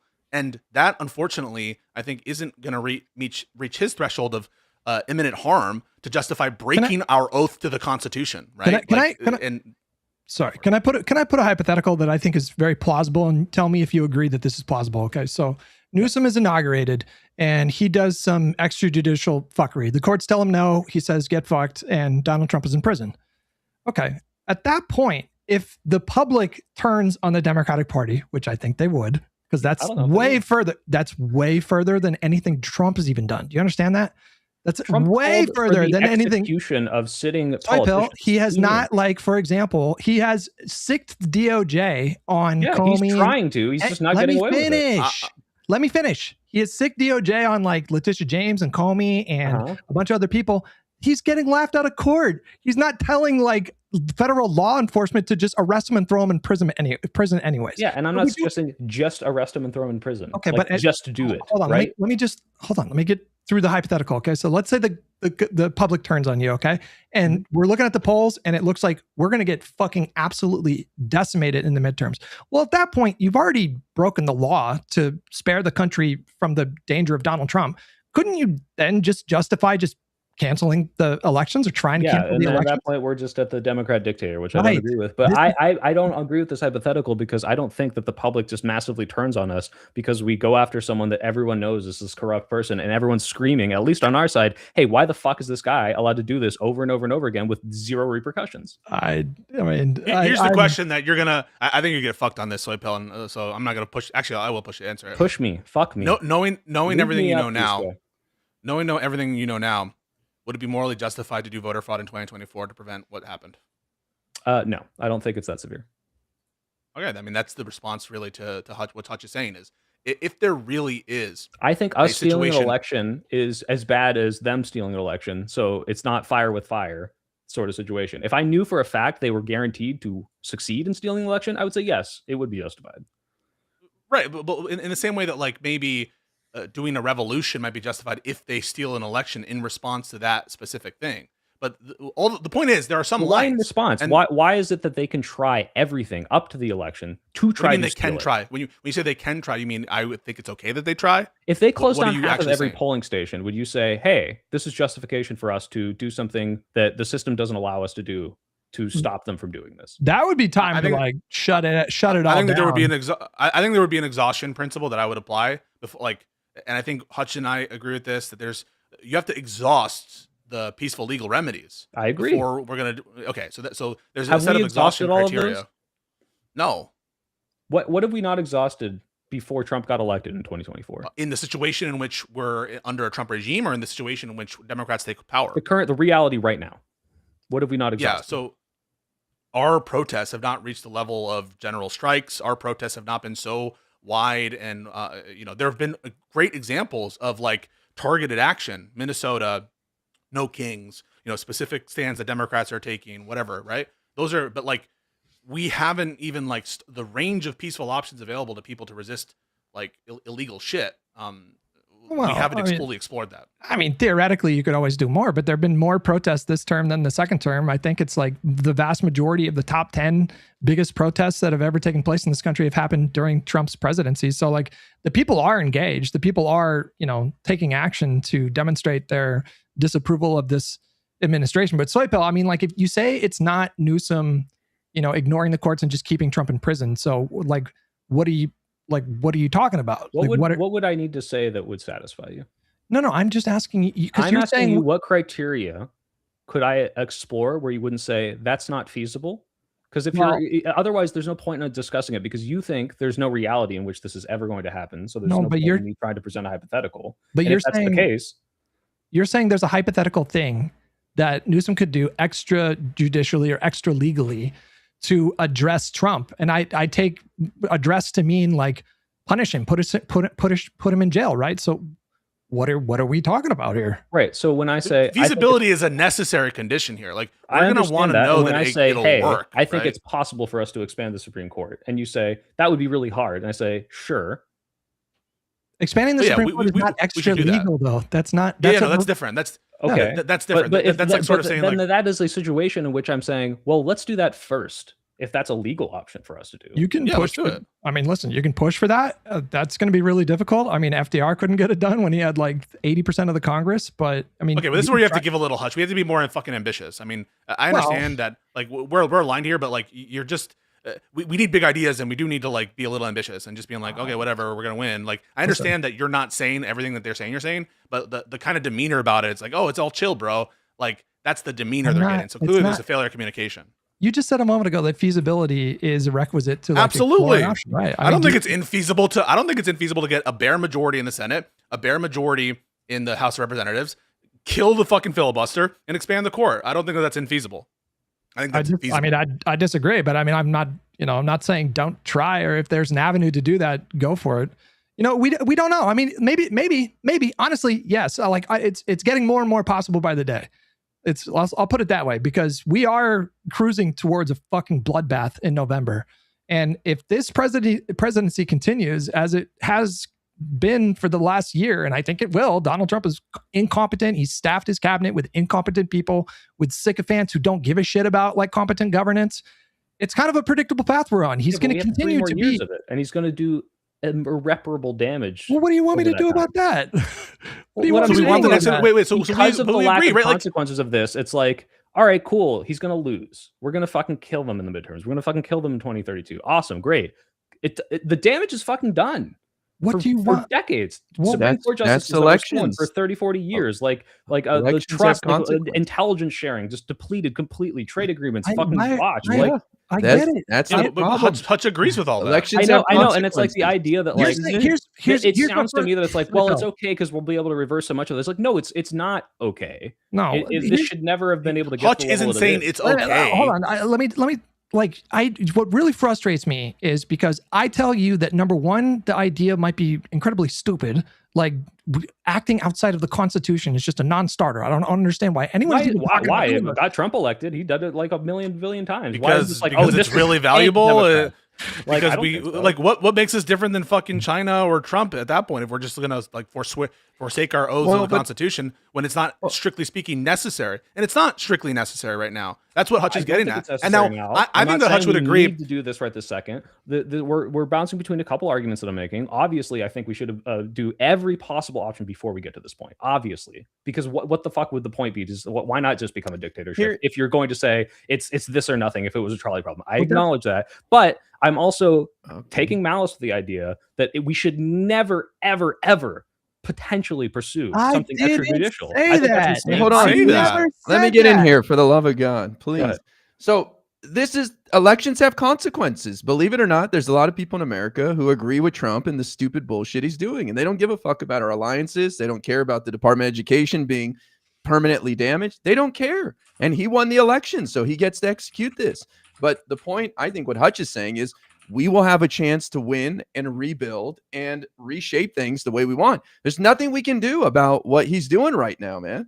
What can we do? And so what we need to focus on is winning and using this to show people the flaws in our system and our solutions. And we have solutions. I think, Soypill, you and people that are like you making the same arguments, you take me saying, I think that idea is either stupid or totally implausible. And you hear that, and in your mind, you translate that to be a pussy. I don't think it's that bad. Or combining that with your unmitigated optimism for that we are going to. I don't have unmitigated optimism. I'm telling you how it comes across. It might not be the case. I'm just telling you. No, it comes. Hutch about this. It's like, I'm not saying that we are permanently going to be fine. I've never said that. I've said the opposite, bro. I've said this is going to be something that we need to be engaged with and vigilant about for possibly like years. That's fucking democracy. Yeah. That's the job. You know what I mean? I've never said we have to fight against this for years. It might be we don't get the option to because they finally found a way to sneak in and steal democracy away. But you're suggesting that we do possibly extra legal things to preempt that from happening. Yes. And I don't think, number one, I don't think you think about the plausibility of the shit that you say. And number two, I don't think you consider the possibility that the public might view that us just like violating the Constitution as totally fucked, which might empower the Republicans. And at that point, if you've already gotten rid of why would the public fundamental guardrails who is against Donald Trump, especially for his extrajudicial things, they say, oh, well, Democrats did one thing to stop him from doing it. Now I'll vote for the Republicans. You're saying violate the Constitution in a way that even Trump hasn't done.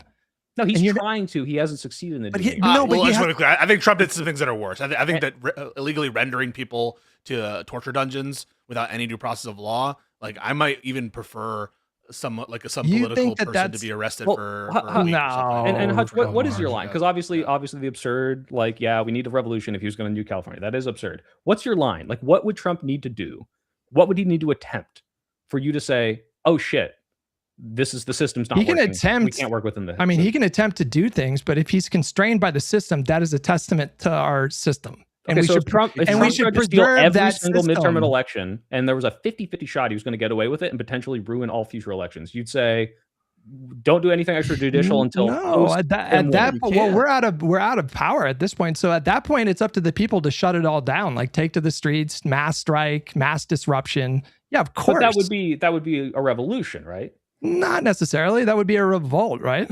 Like, you know. But this with violence would probably be involved here, no? I mean, that's not necessarily ideal, but I'm sure it would probably happen in that ideal. spot. What I'm saying is, what would he need to do? What would he need to attempt? Where before you say, okay, Again, now we got to reassess this. But you're not talking about attempting to do things as Newsom. You're saying he just assert powers and just. I'm saying he should attempt to do them. If he isn't able to do that, oh well. Like, I'm not trying to Green Lantern. It's just like he's gonna do it no matter what. It's like we should be exhausting every possible option. Do you think we have exhausted every possible option to throw Trump in jail right now? There's legal again. I take umbrage with the we framing, but you know what I'm saying is, like, we are not going hard enough against people that are trying to steal democracy, right? We should exhaust every possible option we can. I'm not saying just jump to extrajudicial. He was indicted in 4 different jurisdictions. He was indicted in 4 different jurisdictions. He was sued into oblivion. Did it stop literally anything? You can thank the fucking voters for that. Oh, okay. Yes. Well, okay. Yeah. Well, if the voters are on board with fascism, I guess, well, there's nothing we can do about it, right? Well, doesn't this prove my point? I mean, like, the fact that he was reelected after he did January 6th and after he was found guilty of multiple felonies, after he was facing more court proceedings, they gave him a popular vote victory. And you're not even entertaining the possibility that Newsom, if he were to jump over your line of just like, let's ignore the Constitution, you just think that like the public's going to be behind this. And I don't know what that is based on. Weaponize the DOJ. Those are the people that voted for Trump. If they actually weaponize the DOJ, which I'm not suggesting they do yet, like I said, let's exhaust everything first. But let's say we did get to that point. What would that change about the electorate? I don't even understand what you're advocating for, Soypoo. What is not being done to put Trump in prison? Well, he's not in prison right now, right? What are you advocating to be done to put him in post-Democrat in the post-Trump? No, right now. No, not even right now. Right now. He's talking about right now. No, right now I don't know if there's anything we can do about it. Okay, so then the only thing we can do is win an election and investigate and then charge him, which we will. Right. And so why? What? I don't understand the complaint because obviously, I'm not saying what we're doing. I'm pushing back and I'm saying, I guess I'm trying to prepare people for the possibility that the next DOJ might be constrained by the pardon and immunity. Yeah, and if that happens, that's not just. Trump's going to pardon everybody. That's just possible. I'm not saying. Why do you even have to warn people? Sure. Yes. He's going to pardon himself and everybody. A legal means by abolishing certain pardons as illegitimate, given the. How do you do that? We can try. No, I'm not saying. Sorry. We can try to do that. I'll spell it out. This is what we should be. I don't know for sure. Let's just be concrete about it. Let's just actually give the actual examples. So number 1. Pursue state charges. That's something that we should all strive to do, and we should advocate for our state law enforcement to go after, to the extent that it's not covered by a pardon. They're going to have to face the immunity doctrine with some respect. That should be overturned. We should pack the courts. In my opinion, that's what we should do. All right, that's number 1. Number 2, you should enforce Section 3 of the 14th Amendment. This has been my idea now for months. You should try to apply it retroactively. I don't think it's unconstitutional inherently to do so, and declare that Trump never occupied the office of legally occupied the office of president for his second term, that he was not lawfully in office, and that all of his actions are null and void. That almost certainly will lose in the courts because of this thing called the de facto officer doctrine. But I would be okay with Democrats trying that because I think it's legal. I think it's based. Wait. So I agree with all of this. It's likely going to fail. And so the question is, what other than that, right? Should we, for example, after our attempts to invalidate through legal processes the pardons, should they fail, as they almost certainly will, what do you propose that would be a good idea that Hutch isn't on board with? That's what I'm looking for. Do you think that if we were in power, we could nuke the filibuster and impeach some of the justices? No. The filibuster has nothing to do with impeachment. Impeachment is don't you need 60 votes? You don't need 67. You need 67. Sorry, not the filibuster. Yeah. Okay.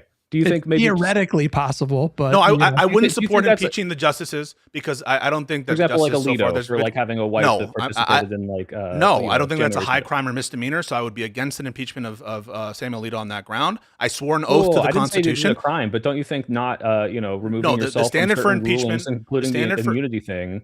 Is a dereliction of duty. It's not a high crime or misdemeanor. No, it's not a high crime or misdemeanor. It has to be a crime or misdemeanor. I mean, a high crime or misdemeanor. It's a term of art in the impeachment clause. And if I don't think it's a high crime or misdemeanor, I am not going to say that they should be impeached. Now, there are things I'll do to the court. I might expand the court. I might educate me on this. Wait. Educate me on this, Bisco. So we probably, because again, everyone here agrees on like what the Trump admin is doing wrong. You and I agree. Yeah.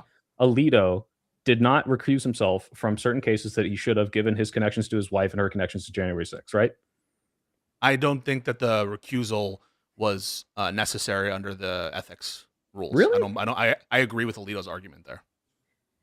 Okay, I guess we don't agree. Because I'm not a hack. I know people are going to be like, oh my God, Pisco's a MAGA hack. He's a MAGA. He's a tanky, and he doesn't think Trump's that bad. But guess what? It's called having principles. I wouldn't impeach Samuel Alito on the basis of that. Women are not the chattel of their husband. I actually believe that just because your wife says something, participated in something that you're ruling on whether or not someone is innocent or immune from, are you not directly fucking involved in that to an extent? From a human personal connection, people can expect, yes, but one of the things that we have to allow for in this country is for wives to not just be an extension of their husbands in that respect. It's not a wife. Now, it's hey, the person I'm tied to legally and I love. I'm not going to potentially implicate them when I rule on this. I think that's a huge conflict of interest. So if Sonia Sotomayor was married to someone who was a prosecutor, going after the Jan 6 people, she should recuse herself on the immunity decision. I just want to hear you say that. Yeah. No, you don't believe that. Well, what do you mean? I just said it. This is if a conservative tried to come up here and say, well, Ruth Bader Ginsburg met with Obama and therefore she can't rule on what Obama says. If Ruth Bader Ginsburg's husband was like Obama's personal assistant, yeah, that might be a little conflict of interest. Yeah. I don't think that for me, it doesn't rise to conflict of interest. And it's even a conflict of interest, I'm not even going to grant that a conflict of interest necessarily constitutes a high crime or misdemeanor, such that I would want to impeach them. There are other things I would do that I don't take to be violations of the Constitution to adjust for the issue with the Supreme Court, namely the packing of the Supreme Court by Mitch McConnell, which I think is worse than legislation the Democrats could propose to unpack it. So I would support that, and it would achieve the outcome that you want. There are some lines, and one of them is the Constitution. And unless there is an existential question, which this particular action contemplated resolves, I'm not going to be in support of violating the Constitution. It needs to be existential. And the afterwards punishment for deterrence purposes of these insurrectionists, I believe that the actions they took was, in that moment, it was existential, no doubt. Do I think that the after deterrence, such that we should violate the Constitution, like punishing them, is existential in the same way? No, I don't. That's worst case scenario if every single legal option is exhausted. And it's clear that we've discussed things that might be improbable, might be hard, right? That are still legal that we could pursue. And I guess the really big disagreement here is that you guys are not okay with a preemptive version of this, but you are okay with a post version of this, right? Everyone here is like, okay, if Trump said, I'm going to nuke California and he steals the election, we would all be okay with a revolution. We would all be okay with some sort of coup to stop this from happening. But if he says that actually addresses the existential nature of what's going on, right? Like, I think that it's a high priority for us to punish and have accountability and payback. No doubt about that. Don't get me wrong. But the deterrent effect here, not revenge. I don't want revenge. Okay. I'm trying to give you what you want. I think it's a big, significant responsibility of the next administration to punish and deter future law breaking. But it's not the same to say an action that's tailored, an imminent action that's tailored to prevent and will have a high degree potentiality of preventing this imminent collapse, like in the case where Trump is successfully couping the government or he's nuking something, right? Then the force coming in to resolve it, that actually will be tailored towards ending it. But this kind of deterrent effect, number one, these people aren't in the habit of being fucking deterred. All right, that's Hutch's point. Number one is you're not going to deter these psychopaths. Can't deter Trump people with a law. They should be in jail. But you could deter future people from trying it. Wait. Hold on. I want to jump in here. Okay. You understand that we have had things in this country that were not crimes, and then people would abuse power, and there were corrupt influence in politics, and then we passed laws, we codified reforms. Why are we going back to this? Hang on. They don't care about the law. They violated the law to do what I'm talking about, right? Soy pill. I'm not talking about retro. I'm saying the times in the past that we've done this, we didn't retroactively like charge people with those crimes, right? No. In Nuremberg, we did. Okay. So, well, Nuremberg is, I mean, Nuremberg is a little different, but like we didn't retroactively punish those people, but you're suggesting that us doing those reforms and adding new laws and criminalizing certain things for future violators is pointless. No, I'm saying it's pointless against the Trump people. Well, by the time he's out of office, he will have already left office, though. Do you know what I mean? Like, this is not a just him thing. It's this whole admin tried to participate and was complicit in this, right? This is not popular to say, but everybody needs to start accepting these guys are going to get away with it, and we're not going to punish them. They're going to pardon everybody. We might be able to go for some state charge. You need to accept that. You need to get over it. And what we can do is pass laws. And no, you have to. The sooner you do, the sooner you move on. They got away with it. They're going to rob the place blind. They're going to do everything they want. The only thing we can do is change the laws and shore up our system to prevent it from happening in the future. So the pardon power, we can make that come from a committee. The president can't just pardon anybody. He already lost his power to enact tariffs to extort the whole world. This is all we can do. I knew as soon as Trump won in November, they're going to rob the place blind. Yes. No one's ever going to be held accountable. Indictments. This no was all known. Ever going to be held accountable. Okay. And just to be, let's just be calibrated. If I can't, hang on a second. Wait. Last point. I promise. If we can't reach your heart, let us reach your head. These attempts won't be successful. They're not going to be successful. Like the Supreme Court in this context isn't just going to let you arrest a person on nothing, or if there's a valid pardon. Okay. I also want to point out that conservatives in this country have been programmed for decades with conservative talk radio, Fox News, and now alternative media. There's a sizable chunk of the country that think that the Democrats are, anything ranging from like sleeper cell Al-Qaeda, terrorists to, godless communists that want to end democracy and the nuclear family and destroy God and religion and all these kinds of things. It's, of course, nonsense, but there's a lot of people that really believe that. So much so that we've seen people plot to kidnap Whitmer. We've seen somebody murder 2 lawmakers in Minnesota. We saw January 6th, obviously, the guy who set the pipe bombs at the Capitol. Turns out he was like a Trumpy guy that thought that we had stole the election. What do you think is going to happen if we extrajudicially punish Donald Trump? Do you not understand in that moment? Do you not understand at that moment it would explode in this country? We did that, Hutch, with the 34 cases. But you're not answering my question. You're not answering my question. I am answering a question. No, they already think that. There's not what would happen if it already happened? And they think that Biden's DOJ was the thing that prosecuted him in New York. They already think this. Could it get like 10, 100 times worse in terms of in the same way that I could say, hey, Hutch, couldn't he have succeeded in stealing the election and shut down all the polling stations? Yes. I should rephrase. Is there a significant risk that the political violence that we see would explode after doing this? Okay. Then we shouldn't do that then, right? I think we should pursue every legal option first. Yeah, we all agree. But wait, that's something we all agree on. I don't think we're going hard. Well, we don't all agree because IRI is saying nothing we do is going to even work, even if we did go. No, he's saying try the state charges, try this, but on the big federal ticket stuff, he's skeptical that it'll work. They're going to pardon me. What I'm saying is, I don't think we've gone even nearly hard enough as we could be. I think it should, even if it does look partisan, we should be going way harder than we are right now. I think that extrajudicial things are potentially still on the table. That's different. Wait, so what?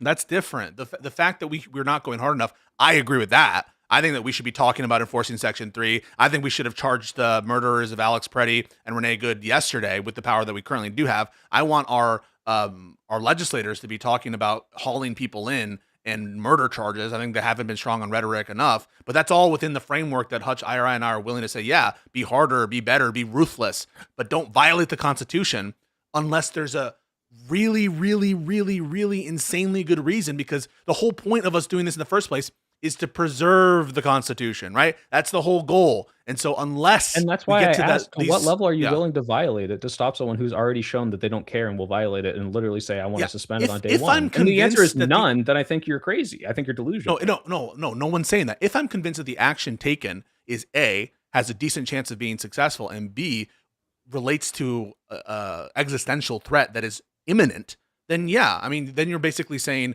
do I take a gamer moment to preserve the whole republic? Maybe I would in that moment because the cost really is that high. But we're talking about a situation where Democrats have been ushered into power, and now we have to violate the Constitution, or we're being asked to violate the Constitution on a proposition where it's not clear. At least we can't predict with good certainty the way we would in the Jack Bauer scenarios.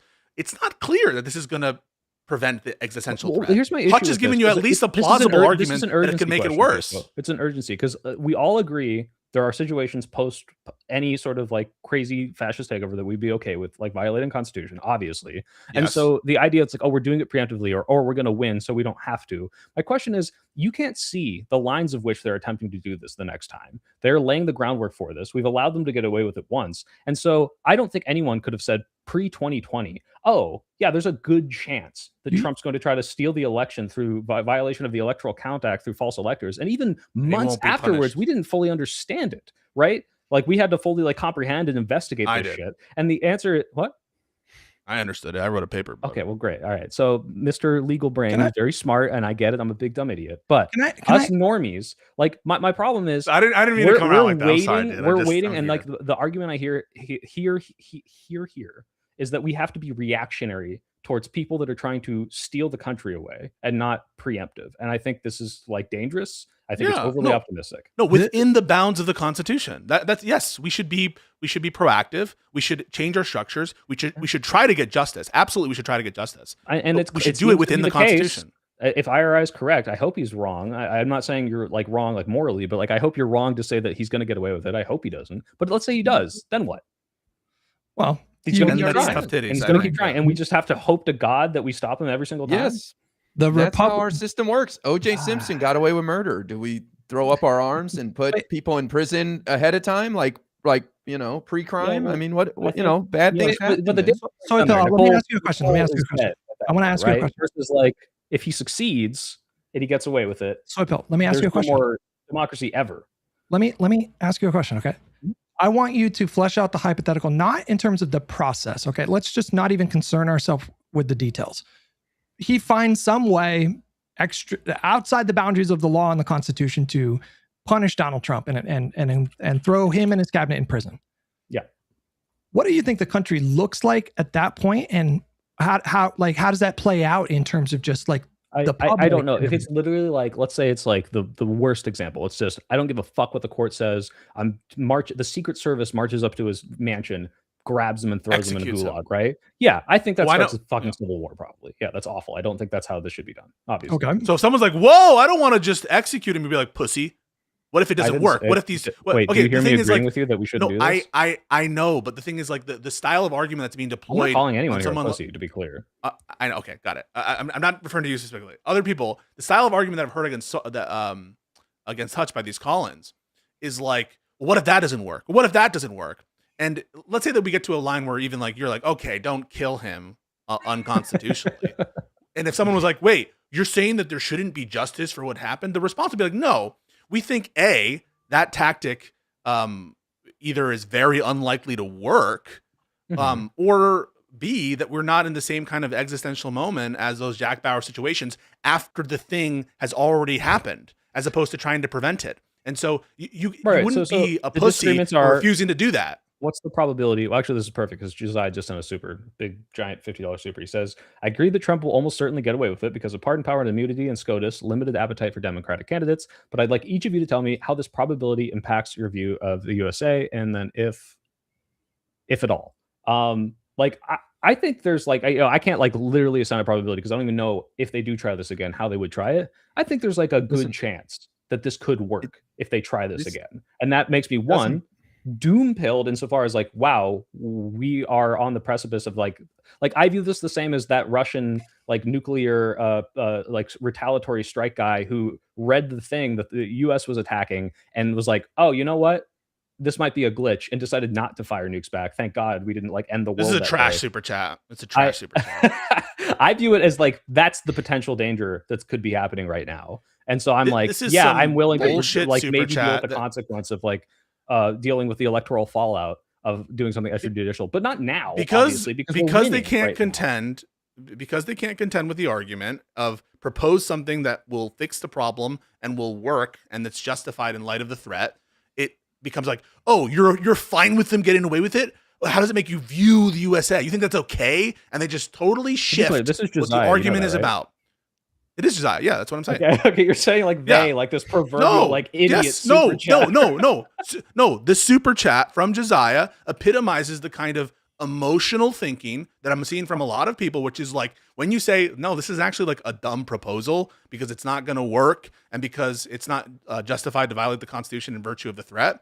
they'll be like, wait, so you're fine with them getting away with it? You're fine with them getting away? You don't think this is bad? You don't think this affects your view of the United States? And I'm just like, dude, that's not what we're talking about here. And I guess I'm being a little hard on Josiah, but it's just like, don't change it. The question is the specific proposal a good idea or not? And it's not a good idea to charge someone on a baseless offense that doesn't even exist when you know it's going to get thrown the fuck out of court and it's not going to resolve an existential problem. It just won't.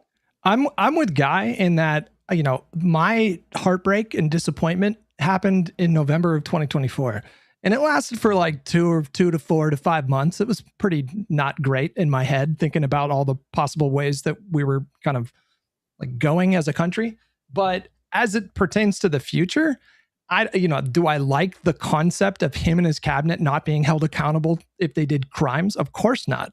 Of course I want that kind of justice, but I'm not going to let that destroy my optimism in America or my, belief that the system that we have, though flawed, is really fucking good in the totality of like human history and the types of systems that have existed before. Like there are problems with democracy. It can go sideways sometimes if the voters decide to elect someone like Donald Trump, and then he gets to do a lot of damage, and that's awful. And there's not really too much we can do about it right now. Right. But my mind just goes straight to what's the next best thing. We go to the midterms, we go to the 2028, and you pass reforms. That is how you say all this stuff. This doesn't sound like you view this existentially. You view it as, yeah, sometimes things get shitty, like during segregation, we got to work our ways back out. But what I see this as is, this might be the end of democracy forever. He might gain potentially the power to stop us from ever winning any election again. I'm not saying this is very likely. I'm saying this is potential, and they want this. So how do we make sure this never happens? And is there a way to do this legally or extrajudicially even to stop them from acquiring these reins of power? You can't. This is a free society, and there's always creative people out there that'll find ways to abuse the rules. All we can do is deal with them and try to anticipate some things that could happen. We shored up the Electoral Count Act, so now the vice president plays a ministerial role. Everybody knows that. You need 20% of the House and the Senate instead of one person voicing their discontent in writing. So the point is, this can always happen, Soy Pill. There's always going to be a chance of this happening. But we have incompetent buffoons now who are trying it, who are going to fail miserably. And you just have to have faith that our system can address it moving forward and make the system better for the next generation. Let me ask this. So we all know Trump violated law. They were pretty aware that what they were doing was illegal. However, they attempted to use some sort of precedent with Hawaii for the ECA violation, right? Or right now with the SAVE Act, or sorry, not with the SAVE Act, but with the Josiah wants to hop on if you guys are okay with this. But right now with the Josiah's admin, he can just let you're right. in, Josiah pays for this. Josiah pays for this fucking shit. Josiah pays for this fucking shit. Josiah can hop on whatever he goddamn well pleases. I fucking knew it. Yo. Yeah. Hey, Pisco. Can I finish asking my question? Because I'm curious. Like, it is probably not legal what Trump is doing with war in Iran, right? However, they're using the precedent that Obama set with Libya, where they said, hey, like as long as it's not a war unless you can establish like nature and duration and like there's some other third precedent, and so long as like these three criteria aren't met, it's still a thing that he can decide without Congress. Like, I still think it's illegal, but technically you could pursue some legal way through the Constitution to justify this. Would you be okay with something along these sort of loophole-y natures to prosecute once we've exhausted every single other option? The point is that we have a girthy set of rules and constitutional rights in this country, and so it's not as simple as just like, let's just get creative. That's what Destiny was saying. Destiny was saying like, hey, speaking of creative, I'd like to talk about Pisco's interpretation of my fucking super chat. For a guy who's a trained lawyer, apparently lost all reading comprehension, I think it was a perfectly valid fucking question. I too believe that Donald Trump and his ilk will get away with it because of the mass pardon. The Supreme Court hasn't tested self-pardons, but I have no reason to believe that they won't adopt the most maximal view. I actually agree with IRI and Hutch that this is almost fait accompli at this point, outside of, packing the Supreme Court, invalidating liberal charges. surrender hands. Wait a minute. Hey, Wait a minute. It's a perfectly valid question. So answer the fucking question. I know you surrender, bitch. Answer the question. It would make me feel really sad about America. That's my answer to you, Josiah. Is that the answer? It would make me feel really sad. Is that what you were asking, Josiah? No, I'm asking you just to answer honestly, Pisco. But we never know which Pisco we get because the Pisco we get depends on if he's been bitched out by Steven at some point. Then he's got to overcompensate the next time we see him in public because God forbid you don't want DGG on your ass. Yeah, fuck you, buddy. We're friends. Don't do this shit. Wow. Hey, don't do this. No, fuck you. Don't. No. This isn't funny. Don't do this shit. I asked you a perfectly valid question. So it's a valid question. I'm like, listen, you're goddamn right. It is. You know it is. In all honesty, I'm tongue in cheek because I think that there is a valid concern regarding like the feeling of helplessness, the feeling that we need to do something else, and the vision of America that we thought was real. And I think that yours gets to the heart of it, but it's not what Hutch is talking about because Hutch obviously agrees. I'm not talking. This is what I mean. Soy Pill, can you pull up the fucking super chat? I didn't say anything about Hutch. Chill. I was agreeing with Hutch. Dude, I agree with Hutch and IRI that Trump is going to get away with it. This isn't a roundabout way to slam Hutch. On you. If I want to slam Hutch, I'll do it directly. I agree with Hutch. I'm surrendering you. God damn. I surrender. No, anyway. Because the reason I bring it up is because I see a bunch of comments directed to Hutch, which is like, Hutch, you don't think that Trump is that bad. You don't think that you were okay with this going on. You don't think that you think this is acceptable. I'm not saying you're doing it, Josiah. You did say I did it, asshole. You did. I know, but I'm not saying right now as we're sitting here, and I wanted you to come on to be honest. I'm being real. But the problem is, Pisco, look, let's jump back to a previous Hutch trolley problem, which I actually agree with him on, right? If the difference was Trump wins or not, and we have to elect a segregationist Dem to stop him, I would say, you know what? As much as that might fuck the party electorally in the future, that might be the thing we have to do. I agree. That could be a good solution. Ooh, careful, you're going to get clipped. I don't give a fuck. It makes sense. I would vote for Jeffrey Epstein over this one. I'll say I'll bite all the bullets, all right? I'm not allowed. Suddenly, if Hutch thought it was necessary, maybe we need to face electoral consequences from doing something extrajudicial to stop Trump. It's no, wait, we can never do that. That's terrible. But Hutch didn't say you can never do it. Okay, how many times did he say if he thought it was necessary to preserve the republic, he would implement it? But he doesn't think it's likely to succeed, and he doesn't think it's necessary to preserve the republic. Let me get at. Okay, let me get at what I think you're saying. I think you're saying that Donald Trump right now and potential Donald Trumps in the future represent such an existential threat that it would justify preemptively doing something extrajudicially. Okay, that is what I'm saying. To address that head on, like, yes, I think what is happening right now under this administration is a fucking nightmare in many ways. But when I look at the next 4 years, I think their movement is losing badly right now. And maybe he tries to be over optimistic about that. I really don't think this is just it's going to be gone in a couple 4 years. Like we won the midterms. We did it. MAGA's gone. There's not a fucking big powder keg of the Tea Party that's been here for 30 fucking years. You're not listening. I'm not saying that we're going to be permanently fine moving forward. But you do have to take things as they come. And sure, we could deal with these. We don't have to take things as they come. We can get ahead of it so they can never do this shit again by putting them in jail. We can't. Again, Donald Trump, again, you're advocating for the next Dem president to go further than Donald Trump.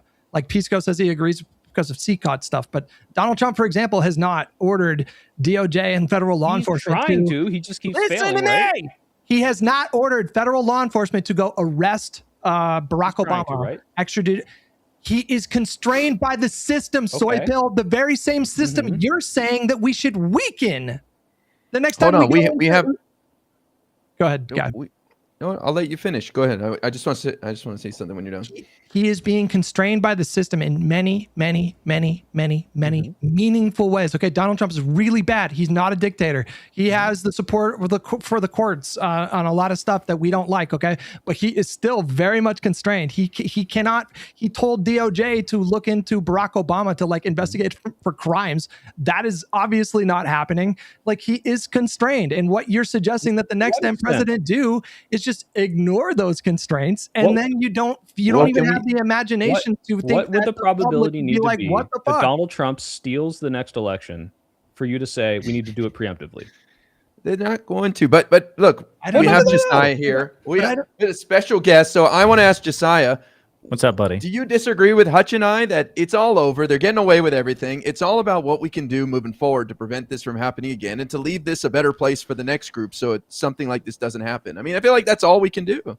I mean, I'm a cynic by nature, so my position's always been, on balance of probability, they're probably going to get away with it. Again, for all the reasons that you all have articulated and that I articulated in that perfectly well-constructed super chat. That some friends of mine. It's okay. It's all right. I'm not fine. I'm talking to somebody. I'm talking to a real one. I'm talking to IRI, my real one, my buddy. But at the same time, I mean, kidding aside, obviously, I still think that to the extent that there's any appetite among the Democrats, I mean, I will be voting for the Democrat who makes it very clear, either through a direct call or the more carefully hedged language that I know Hutch accepts, that they will try to seek accountability for the Trump administration. 100%. I just don't think it's going to work. But it does actually impact my view of this country. Like I think I told Hutch in one of the conversations we have, like, I'm not saying it's the point of no return, but once he pardons everybody out on his way out the door, I will accept that the United States is a democracy decline. I think that we are a backsliding democracy officially at that point. I think that will be like a major turn. I think you're making a face. Like, I know you this argument against lefties before. Like, you agree to some extent, right? You guys are basically making the same argument that Hassan's been making for years, which is that liberalism is not enough to stop, people from Donald Trump from taking over. That's what you're saying. You're saying the system that we have is not durable enough, and that, I know, Josiah, you're not going there, but Soypil, you're making the case that we should move towards some more kind of authoritarian structure to deal with the immediate threat. Meanwhile, they're making the same arguments about us on the other side of things, right? But the difference is they're actually doing it. No, they're not. They are not doing what you're suggesting. What you're suggesting goes when he passes a tariff that is illegal and he doing. knows is illegal and it is allowed to steal money from Americans for a year, and then that finally when they say overturned in the court, bro. Yeah, after a year of him getting away with it, and he's going to face no punishment, and he's going to try again and again and again, and it's like, okay, well, the system's reined him in after him getting away with it and not facing any consequences and succeeding to an extent with his thing. So who fucking cares that the system fixed it, right? Yeah, because like, for example, Hutch, like one of the things, and I think this came up during one of your conversations. It might have been with Steven or with DGG, but I think somebody mentioned like when the Supreme Court struck down President Biden's student loan forgiveness, and Pisco can remind me here. Pisco, didn't they stay Biden's student loan forgiveness while they were considering, like, he was not allowed to proceed with the program while they were contemplating in what was it called, Amilo, or what was it called, the Supreme Court case? In other words, he wasn't able to go through with that program, right? Yeah, the student loan forgiveness, he was not able to. But the tariffs weren't stayed, right? The Supreme Court allowed Trump to continue to implement his tariffs while, reviewing the decision. Yeah, so the tariffs were collected while it was pending. Right. So the judiciary puts a thumb on the scale in favor of Trump. Yeah. So I guess to your point, yes, did they strike down the tariff law? Yeah, but there's a question of whether or not that revenue will ever be refunded anywhere, if there are any sort of like recompense that to be made there. And number two, to Soypil's point, Trump was allowed to continue to implement for basically a year a flagrantly, obviously unconstitutional usurpation of congressional taxing power because the Supreme Court is so partisanly in favor of Trump. They finally, at the 11th hour, pulled the trigger on it, but they obviously they acted in ways which favored him. And so, but Josiah, you're suggesting that this action is somewhat comparable to Soypil's, or are you? No, I'm not. What I'm saying is, though, like when you just interjected that they struck down the tariffs thing, I don't think that's totally fair to say. Yes, they struck it down, but they did it in a way which allowed Trump to enact the power, even as they were considering shutting it down. Like it's clearly that they're. Go ahead. I understand. Sorry, go ahead. Guy, why does this permanently impact your view of America? This is a temporary thing that he was able to rob these businesses of money, and now it's been shot down. So that's my question. It's not just the tariff. It's all of it together. To answer your question, it's not the tariff decision that impacts my view of the country. It's Trump collectively getting away, not just with egregiously unconstitutional actions, but also his attempt to steal the 2020 election, January 6th, things of that nature, the classified documents decision. It's all of it together. He will have effectively committed the quote unquote crime and gotten away with it. And yeah, that definitely impacts my view. He's not just some random criminal. He's the president of the United States twice. And to me, that's that when you the issue compare, might be that what Hutch is characterizing that like Trump isn't doing something nearly as bad as it would be to charge Trump for a political offense for which there's no basis to charge him. I'm convinced it would be bad to do that and against the Constitution to charge Trump for a political offense for which there is no crime really. But I don't necessarily think that it would be I don't know if it would be worse than what he did with the people with Sukkot and the Alien Enemies Act, where you're like illegally rendering the fact that he blew up a school in Iran, right? That's wait. I just want to be clear about that. What if we revoke his ability to do this with the law? Okay, well, we can't temporarily fix the fact that 100 little girls are dead, right? 175. You underestimated things. And what I'm saying is like he's going to keep pushing and pushing against the Constitution. Sure. And maybe wait, Hutch. I do have let me go even further, right? Like I think this illegal war with Iran is worse than charging Trump from a structural perspective. By work, you mean in terms of, but I take my intuition about the structural concern of our country, like war for me is like eroding that aspect further in the way that Trump is doing it. I think the renditions to Sukkot are worse than charging for a political offense. I think that the wide scale of unconstitutionality, the First Amendment violations, all of that together is worse than charging these people with political offenses. So I don't think you have to go so far as to say what we'd be doing would be worse. I do think it's still unacceptable to do it. I agree with you there. I mean, charging people with crimes, that's one thing. We're talking about going outside of the law and the Constitution and the courts for political offenses. You're saying that represents less of an existential threat to the fabric of the republic than Sukkot and bombing Iran? Collectively, yes, yeah. I just Hutch, it's just because you think that war. I mean, do you think that war is like? So for you, like your structural liberal mind turns off when it comes to the declaration of war power, when it comes to illegal renditions without due process. I'm thinking about things in terms of like what gets us closer to civil war. That's what I'm thinking, because that is what we're kind of getting at. That's the ultimate kind of like. If I were making your argument right now, this is what I would say. I would say you think that if Gavin Newsom went into office and subverted Congress to declare war and kill thousands of people in the Middle East, that he wouldn't face electoral consequences for that, and there wouldn't be like a civil war and unrest. It's like, well, hold on. Donald Trump is doing that right now. He's already in office. He's in office for 3 more years. Yeah, he's facing electoral consequences, but he doesn't have to deal with those until at least the midterms, and then definitely not until he's out of office. So why does it matter? Yeah, but we could change the laws so that he can't do this. Somebody can't do this. He already can't. It's already illegal. Let me ask Hutch and IRI. I'm curious because they seem surprised by my answer. Pisco believes that we're, a backsliding democracy or democracy inclined. I imagine Niels feels the same way. I'm curious, what about you two? Do you think that we're a backsliding democracy or democracy incline, a decline? I think we are backsliding for sure right now, but I'm not resigned to the same outcome that you are. Like, I don't necessarily think that.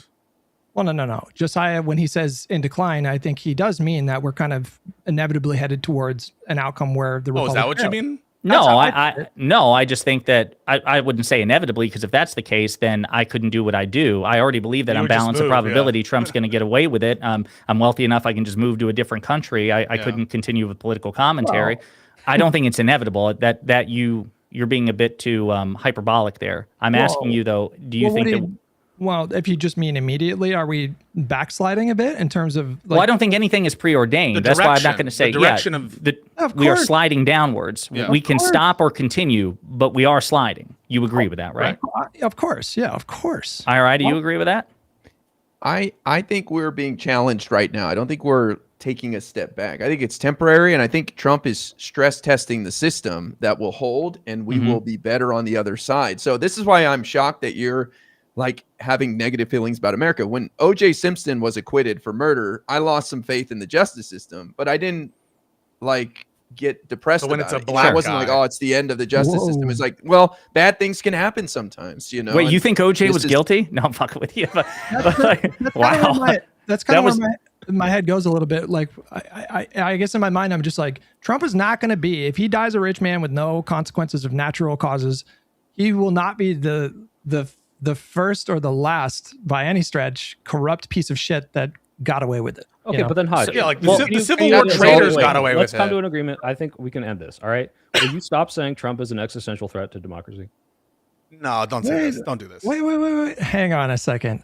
You can have the system's definitely going to hold, right? We don't have to worry about it. You can have the view that Donald Trump and his movement pose a significant threat to the republic without taking the extreme view that you take, which is that it is now necessary to take potentially extrajudicial or extra legal methods to deal with that. You There's already nothing agreed if he was an contradictory existential about that. threat to millions of people's lives in California, and it was immediate, that you would pursue extrajudicial means, right? Because Soy Pill, if he nukes California, that is civil war. The Right. action, wait, and the action right there, that actually successfully and likely will ameliorate the imminent threat. But this is, I could give you the same thing, Soy Pill. You would be unwilling to video game Trump if your trumped up charges don't work, right? Does that mean that you don't think Trump is an existential I threat? don't know if I'd be completely unwilling. It would depend on the circumstances. Oh my god! So- No, but Are you kidding? You're fucking Daenerys Targaryen. That's what you are right now. Hey, I'm Daenerys Targaryen season 2, where she kills the slaves. No. Okay, I support Daenerys No, Targaryen. like season we 2. can all That's how think it of starts. hypotheticals. That's how it starts. We can all think of hypotheticals where it would be, but like in general, your intuition was when that was presented, this wouldn't address the existential nature of the threat to the democracy, and that's the same thing that Hutch is suggesting. Is if Minecrafting Trump wouldn't address this, I think it would have been even worse for our country if he had actually died in that assassination attempt. I think it would have radicalized his base. I think that he would become martyred. You wouldn't have gotten to see him deteriorate. And the more competent people, you guys keep going back to this, he's full of incompetent people. Yes, his admin is full of incompetent people. What happens when these same agenda people, a Peter Thiel or a Curtis Yarvin inspired person, gets into power and they're not incompetent and they're testing the system? And then That's why it's so good that Trump is the one that got in there and revealed all the flaws that we can shore up, so that when a Peter Thiel does get elected president, he can't do shit. He's actually kind of a double agent when you think about it. He's actually doing us a solid. But in all seriousness, I do want to engage with IRI here, because I take your point on O.J. Simpson. I was alive when that happened, but not conscious of what happened. But I think it's fair to say that a sitting president doing what Trump has done between, trying to steal the 2020 election, January 6th, violating the peaceful transfer of power, the unprecedented corruption, the usurpation of congressional authority, and then getting away with it at the end. I think that's a more significant blow to American democracy than, rest in peace, Nicole Brown and Ron Goldman, than the murders of two people going unanswered. I think that's fair to say. Like, we would all agree it's orders of magnitude worse. So I take your point, but I think it's a bit disanalogous. I would agree with you. Murderers get away with it every day, and that's tragic, but it's not a threat to American democracy. I think Donald Trump getting away with what he's done, that is a major step forward in the democratic decline of America. And I expect political scientists who study these things would agree that that would be a major development, a major regression, because he has such outsized influence.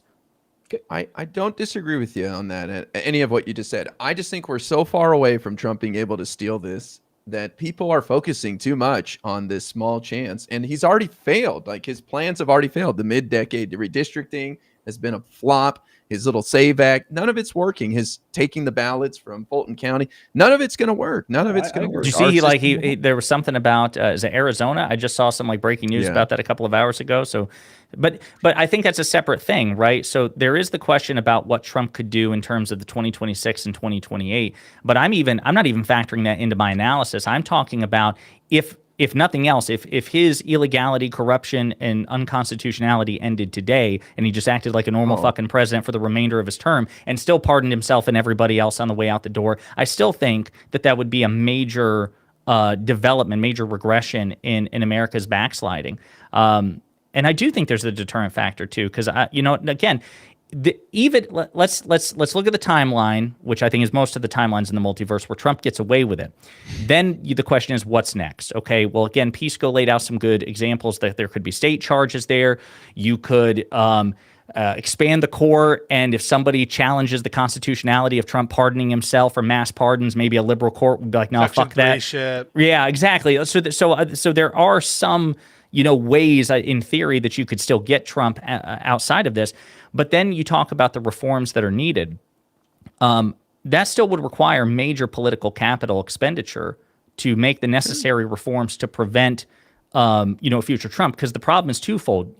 I think there's inherent value to punishing Trump and his co-conspirators, kind of like any sort of punishment. And again, Pisco's the lawyer here, right? When a judge and protection rationale, 100%. Exactly. Just like it's a significant interest. I don't want to downplay what Soy Pill and people are saying in the chat. It is a significant interest. It's the most important interest to me, as it is Josiah, is to vote for a candidate who I think is most likely to push for accountability and punishment. It is one of my most important policy goals. But it's separate to say that it's a very, very important thing to do this than to say, well, to impose this deterrent effect justifies violating the Constitution. Is it that level? And it's different than the Jack Bauer situations, because in the Jack Bauer situation, there's a ticking clock, and the action, the revolts, the whatever the thing is that you have to do is going to prevent that imminent thing. This deterrent effect, it's useful, but I don't know that it's strictly speaking like necessary for the continuation of our democracy. In the same way, like we were able to reconstruct, can I ask not Pisco, perfectly after the Civil War. I need to ask Pisco, do you think it's more likely that a extrajudicial means to try to stop Trump from ever trying this again, is that more likely, or Trump trying again is succeeding more likely? More likely to occur? What's more likely to succeed? Us, like if we got to an extrajudicial means and trying to pursue Trump imprisonment through this, or Trump trying to steal the election and succeeding? Which is more likely to I think Trump trying to steal the election when he's in office, or you mean when he's not in office? Either one. Can I say I think in general... Go for it. Well, I don't want to interrupt your point because I just want to address something Josiah said. So go ahead, Pete. Don't forget about it, IRI. Don't forget about it. It depends on what the extrajudicial thing is. If it's video gaming him, I mean, it's very easy to do that, right? And I'm sorry, I'm not calling for it. I'm against that shit. But like, if the question is to do it with trumped up charges, that's almost certain to fail. That's almost certain to fail. And my view is with Hutch that it's almost certain. Like, I'm not that confident, but like, it's likely to backfire. My intuition is it will backfire and it won't produce the desired result. It's almost like when people talk about this regime change in Iran. It's like, I'm not convinced that the current strategy will produce the result we want. And the question you have to ask yourself is doing trumped up charges, if that's what the proposal is, and oftentimes it's very vague, it's just like do more. But if the specific proposal is trumped up political charges, then what is the odds that that's going to have the desired effect any more than video gaming, right? Like, is that really going to make people more deterred? Is it actually going to be successful in getting the results? I'm not convinced of that. That's why one of reasons I'm against violating the Constitution to do a thing that I don't think will produce the result we want. Yeah, it'll cause more damage. But to your point, I accept all of the damage that has been done, and if they get away with it, it'll hurt. But I see the violent pendulum swing back that in response to what Trump has done and will do, I don't even think we've seen the worst yet, that will disgust so many people, even on the right, like what he's done with the Epstein files cover-up, that we will be able to implement amazing things and move this country just light years forward. And so I think that offsets by a lot any of the bullshit that Trump does that hurt our democracy. The two things right now that Democrats all over the country are running on very successfully, that giving a blueprint for the future candidates when we get to the general in November, is affordability and not accountability, but corruption. So like, that's great. We should focus on those things. It feels counterintuitive to me for a Democrat to come into office in 2029 and then just like be fully corrupt. If we're gonna like that, because that is what we're talking about here. And I want to address the chat real quick. I just want to say something in the chat. Everybody, every one of you motherfuckers that's in any of our chats that are calling me a fucking pussy or a limp-wristed coward, you're right. You're right. I wish I had your courage. Put that wrist down. I wish I had your courage. Put them up. Put them up. I wish I had your courage to type things on the internet and then not do anything. I'm gonna go to the Walmart. Hang on. If you guys are calling me fucking this is a boomer moment, Hutch. Don't do this. Don't do this. I'm not done. Every one of you motherfuckers, you better be doomsday prepping. You better be buying MREs. You better be buying Minecraft pickaxes and then going to the pickaxe range and practicing. You better be linking up with other people who share your view and getting ready to. Otherwise, you're just doing the fucking Basil tweet unironically. You're all doing Draft Baron Trump. Draft Baron Trump. Ironically, you think your strategy of voting is going to work? What about my strategy of doing all this Minecraft stuff and then not doing any Minecraft stuff? You better be fucking preparing for the incoming civil war if you're calling me a fucking pussy, okay? It takes no courage to talk. And if Donald Trump was half the fascist that you guys think he actually is right now, none of you would be typing this on a public fucking social media platform. Now you are downplaying. Now downplaying. You heard it first. Hutch says Trump's not a fascist. Clip it. No, I'm kidding. No. Yeah, no, I'm fucking with you. In practice, you all think that he's this lawless person who is already just like, we're already there. We're already like maximally fucked. fucked. If we were, none of you would be typing this on the internet right now because you'd be afraid that the Gestapo would show up at your house and black bag you and throw you in a fucking prison cell. And none of you are afraid of that right now. Okay, so either prepare for the incoming civil war or stop calling me a fucking pussy about it. Okay. So unless your name is Romeza Ozturk, which Hutch conveniently ignores, or Mahmoud Khalil, then you can write an op-ed and the criminal fascist goose-stepping ICE will just put a bag over your head. Nobody said he's not abusing ICE, but you don't have Pisco. Right now, do you feel any danger that you're going to be black bagged and thrown into a secret prison? No, I don't feel that danger right now. Okay, that's what I'm talking about. Well, before I popped on, I called the Trump administration and dropped an anonymous tip on Pisco. Fuck you. But the thing is, like, I think that people, that these things, there's almost like an exponential nature sometimes to how things break down. And so I don't think it's inappropriate for people to be doomsaying right now and being very, very highly concerned. I think that's really, really, really good. The question we're asking is almost academic in nature. It's like, what if we get to the result where we win the election, we're in power, what to do then?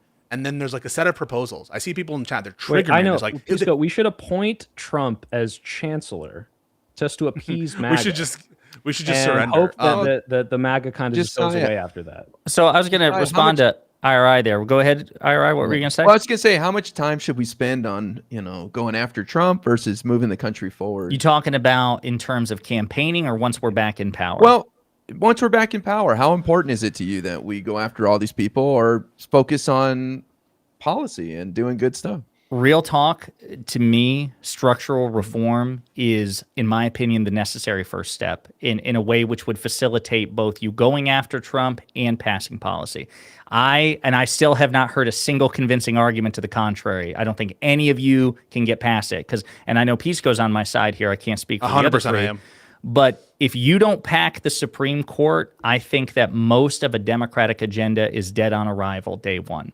I believe that. I say unpack it. I think fair enough. Yeah, expand it. Whatever language you want to use. There's nothing like IRA. You know the government at least as well as I do, maybe even more. There's nothing that, in theory, a Democratic trifecta couldn't pass that could get forum shopped by some asshole Republican, attorney general, make its way up to this right-wing Supreme Court, and they'll strike it down. So it would have to be both. It would have to be both. Because like if you get in there and you focus exclusively on, packing the court and structural reforms, I'm predicting people are going to elect Democrats in 2026 and 2028. A lot of them, most of them, it's going to be because the economy is kind of shitty right now and they want the Democrats to deliver relief for them. And if you ignore that and spend all your capital on things like packing the court and really not enough on these other things that address people's immediate needs, then I do think that you run the risk of, blowing. Oh, I hear you. Yeah. I hear you. It's a tightrope, but my question is like that's where I think packing the court's necessary. So like what are some things that you think in terms of federal statute would need to be done in terms of what the American people want? Oh, I mean, go ahead. Just spitball.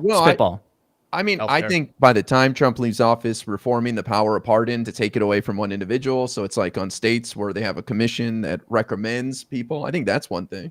I think you'd need a constitutional amendment to do that, right? Or you would need a sympathetic Supreme Court to agree with that interpretation of the pardon as described in the Constitution. So that's one example. The other thing for that it could be changes to the ACA. Well, the ACA's constitutionality has been challenged. I mean, they never actually gutted it, but what was the thing that they took away? It's so clever, and by clever I mean devious, and this is how horrible Trump is. Yeah. Trump. So the ACA was affirmed on the notion that it was a tax because it imposed this penalty, and so Trump, in order to try to destroy it during a pandemic, got rid of the tax aspect of it and was like, therefore, it's not constitutional, right? And through the skin of its teeth, because there was no tax anymore, there was no injury anymore, and because there was no injury, there was no standing. The ACA, if he puts another Supreme Court justice on there, I'm not convinced they won't overturn Sebelius, which said that this was a valid exercise of legislative authority. And so, I totally agree with Josiah that structural reform is necessary. The question is it sufficient? And I agree with IRI and Hutch. It's not sufficient. No, totally agree. And I'm not saying this to get Hutch in a gotcha or IRI because I agree with him. Therein lies the challenge. What I'm saying is if you just focus like, okay, we'll set Supreme Court reform or structural reform aside. We're just going to pass good law that will benefit the American people. The Supreme Court's the ultimate cockblock, baby. As soon as if they grant cert, they can, with a simple majority, strike it down, and then they can work backwards. Pisco might not agree with this. I don't know how much faith he has in the court's, judicial philosophy at this point. But a cynic like me would say, "Oh fuck, we don't like this particular thing that the Democrats are doing, so we're gonna rule it as unconstitutional, reverse engineer a constitutional argument to justify it." That's the great thing about being the Supreme Court. You're the least active branch, but when it comes to this shit, you're the most powerful, the most powerful. And even if they end up on the right side of things, they will slow it down. And this is a game of time. We're buying time. Like right now, we're trying to bog them down with bullshit. This is a game of time. And when the Democrats take power, hoping they do, knock on wood, I'm not counting my chickens before they hatch, but it will be a race. And any latitude you give the courts, interest groups, whatever you want to say, to stick their hand, this is like abundance pilled, right? To stick their hands and slow down the levers of power and of change that we need to put in for this country, consistent with the Constitution, all that. That is going to be time off the clock, and Democrats need to work fast, because if they're too slow, the American people won't feel the change that they so desperately should they do one big beautiful bill? So Hutch, it's funny you say that, because that's been my working theory for some time, that you would have to do some sort of omnibus bill which simultaneously says, whatever the populist checklist is, Medicare for all, paid family leave, and we're also expanding the Supreme Court in it. You know what I mean? Because I take your point seriously. I don't know how to do this. If you just pitch it as structural reform, it's not sexy enough, right? And I think yet it's also necessary. So I think you're gonna have to do a big beautiful bill. I mean, I think, and I get a lot of pushback from people because they think that when I say this, I'm not appreciating the urgency. But I think you need to view a lot of these goals as long-term projects. Not necessarily. I'm not saying that you don't try in the next Congress, of course. I do think that the Democrats are positioned really well, and I wouldn't even rule out like a pretty big mandate in 2028. And so at that point, a lot of things are possible, especially if they can summon up the courage to get rid of the filibuster, which I actually think there's a decent chance of that happening. I mean, Obama was like pushing for it when he went on Brian Tyler Cohen like a week and a half ago, and so maybe Pete Buttigieg is talking about it too, like during his public apperances. I think Republicans are in a shit spot right now, because if they get rid of the filibuster, I mean, they don't really have it's very dysfunctional right now, so they're gonna have a hard time passing stuff if they do that. If the Democrats walk into a filibuster-less Senate in 2028, or 2029 rather, that's a really good position for them to be in. So I want to ask one last clarifying question on this, because the only real disagreement we have is how scared we are of the possibility. And I missed one day of my anti-anxiety meds, so maybe that's why I'm freaking out about this, okay? But my question is, in the absurd hypothetical, because this is basically how bad I view it. I think if Trump were to be able to steal the election, there's like the possibility of him being able to stop democracy is greater than 1%, and that's too much for me. Yeah. In the absurd hypothetical, where Donald Trump, a year before the election, is signaling, I'm going to steal the election. You're not going to know how. And when I get into power, I'm going to nuke California. This absurd hypothetical. This might be a continuum fallacy, but how long before the election, before you say, okay, maybe we do need to try something drastic to stop this? Okay. Or is it when he wins? 3 months. If we get there, sure. You will find all of us saying time to do something drastic, but that is absurd. But that's absolutely absurd. What's happening now? But you're reading too many Atlantic articles, man. You got to chill. You think I read, guy? I read. Here's the thing. I was going to say he has TDS. I have TDS. You realize as time goes by, nothing's 100%. There's always a chance of some bad thing happening, no matter what it is in life. I understand that it's our democracy on the line. But even if we lost our democracy, we could get it back. It's possible. Believe it or not, it is possible. So I'm not worried about any of this shit, man. And I'm glad we have a reality star loser who can't get anything done to stress test it so we can fix it for the future. I made this argument a number of times in the last couple of weeks, but I would implore you to, let's say he like sends in DOJ to literally seize voting machines, right? That would be a significant escalation. We all agree in the midterms, right? I would implore you to just take a look at the way that the country has responded so far during the second Trump term, and look at the brave Americans in Minnesota that their numbers grew larger. They killed a person, thousands started protest. Killed another person, thousands more showed up to protest. If he were to do that, like steal voting machines, like literally banana republics type shit, I am so positive. Doing a road trip. We're going to fucking Georgia. I'm so positive that there would be like 20, 30, 40 million people demonstrating. I mean, and he would not have the backing of the military if he tried to do some coup. He would not. He is a sundowning, fucking incompetent God King or would be God King here. You know what I mean? Like, or Mad King. He does not have the kind of power and support that he would need to do something like that. The people would take to the streets, shut shit down, and he would lose that fight. I feel I'm not like, that's a very dangerous thing, but I have faith that we will respond in kind and overcome this fucking lunatic. Yeah, I mean, listen, I don't know. This is where my cynicism comes in. I agree on balance of probability. Trump is probably not the worst case scenario. I'm thinking about the worst case scenario that might be incentivized if he's not adequately punished and the system is not adequately reformed. And I think you need both. I think that's the win condition. You do need both. One will not simply do it.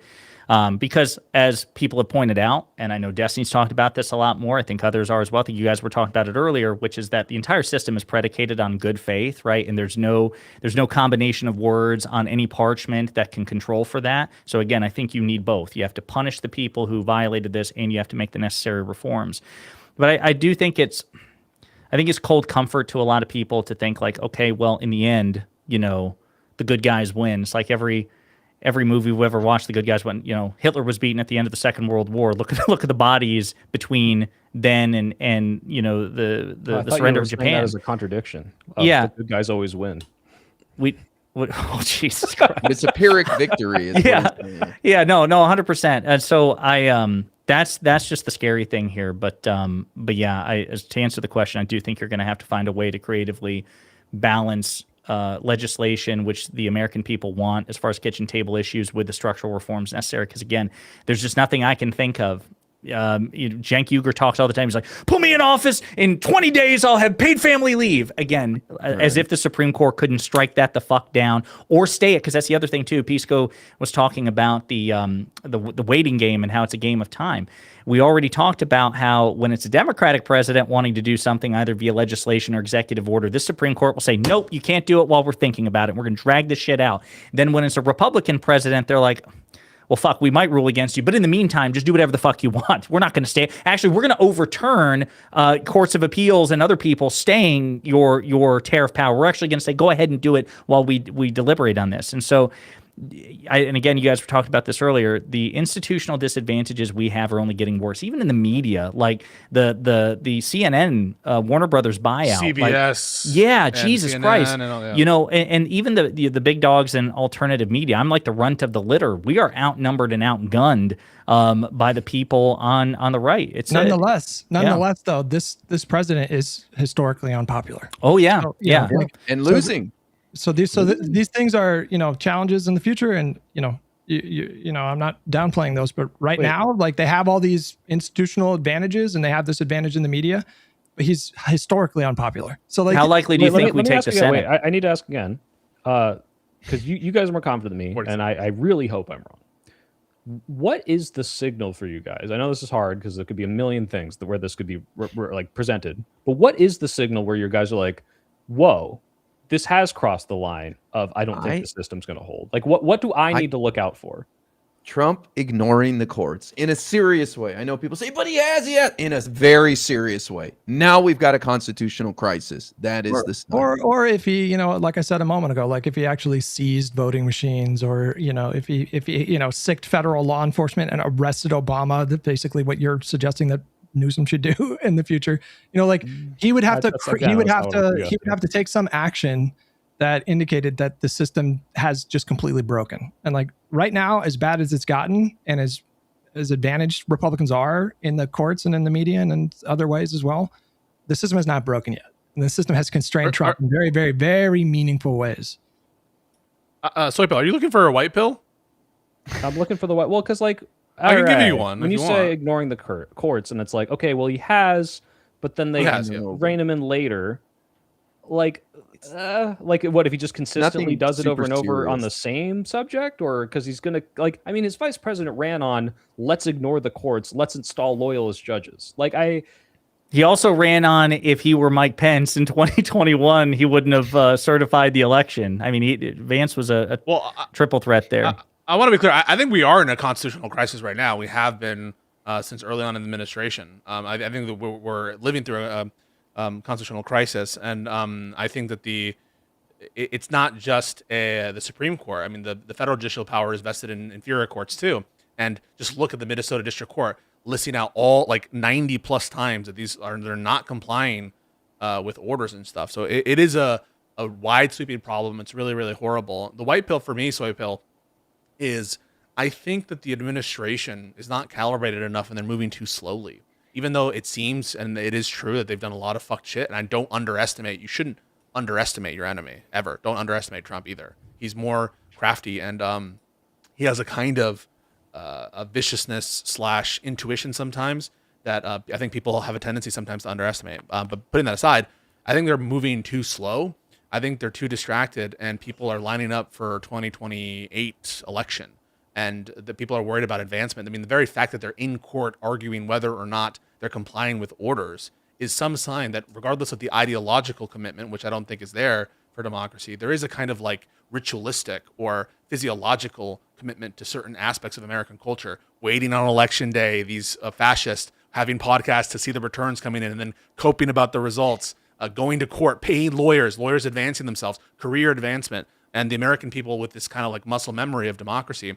That for me is the white pill. And I don't think they've moved nearly fast enough to fuck shit up and to move their legislation, executive orders. I think that the election will be free and fair this midterm, and I think that we'll win. That's not a white pill enough for me. I hope you're right, but I will say that. But what about the Senate? Real quick, well, I asked you guys about the Senate. What do you think, Hutch and IRI, the two optimists on the panel? How are you feeling about the Senate? I mean, I like our odds, to be honest with you. I fucking love Tallarico. I think he should run for president one day, and I think Peltola has a really good chance in Alaska, and I feel good about Maine, even though I don't like Blattner. But hey, he does seem to be polling really well against Collins for now. And then in what's the other one? North Carolina. My boy, Roy Cooper, baby. I think it's 50-50 right now. I think it's 50-50 right now if we take the Senate. But if we do you guys understand that would be exceptionally kind of crazy. And another testament to just I don't think the American people chose fascism in 2024. I think they chose someone who they thought was going to bring their bills down and make their paychecks go further. And I think when they've actually seen him do his more fashy things, they've been disgusted by it, and they're voicing their disgust at the ballot box, and it's pretty overwhelming. I got a text from Roy Cooper actually right here. No, you did. Yeah. Wow. Yeah, No, fucking asking for money. Yeah, exactly. It was funny. He literally popped up. It's maybe Roy Cooper. I'm like, Roy? They're Are we on the listening, bro. They're texting? listening. Hakeem Jeffries is in the Epstein files because his fucking Oh, campaign sent a I love that.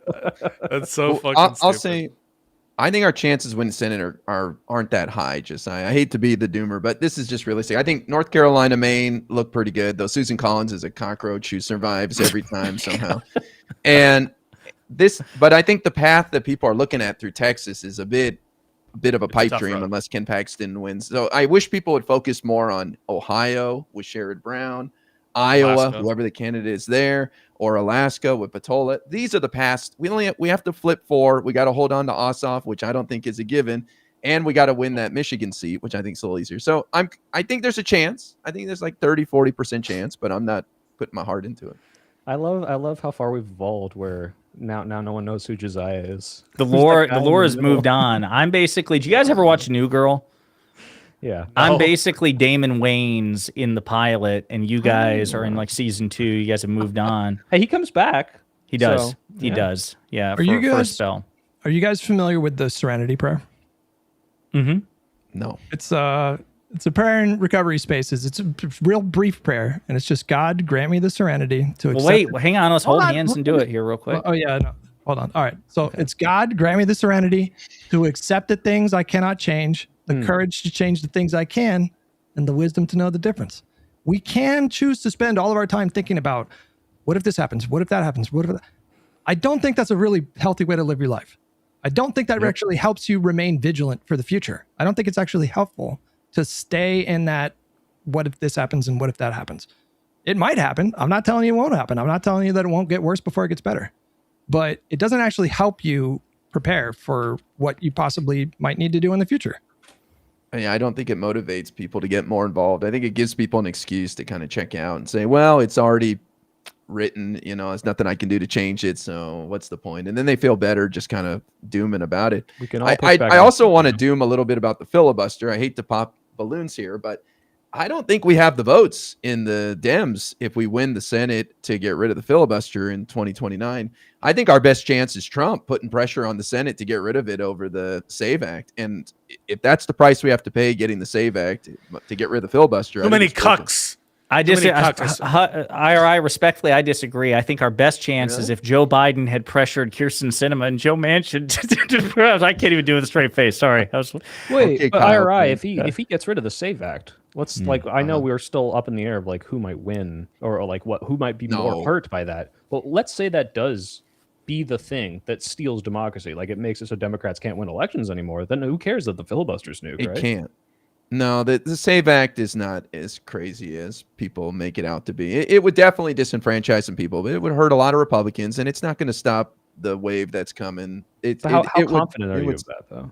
I'm very confident. Decently confident. Yeah. Do you think that there's any combination of things like the SAVE Act, the VRA decision, gerrymander?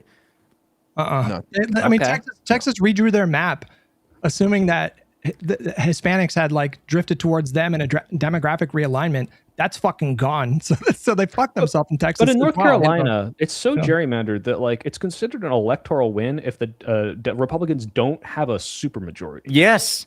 It is, my man. Yes, it is. Yes, it is. Gerrymandering is not relevant for a Senate race. No, I'm aware, but I'm saying like you guys are like there's no combination of things could end the democracy, and it's like I feel like that's almost kind of happened to an extent in certain states where it's like Democrat votes literally don't matter because of laws passed, not because of they don't have the wherewithal and the platform and the support. It's like no, they've legislated Democrats out of having a voice. But we've done the same to them in some blue states. Yeah, but not in a purple state. Like what the Republicans did in Wisconsin and North Carolina is extraordinary. Speaking of, by the way, Wisconsin, there is another resignation from a conservative Supreme Court justice in Wisconsin. Who is it?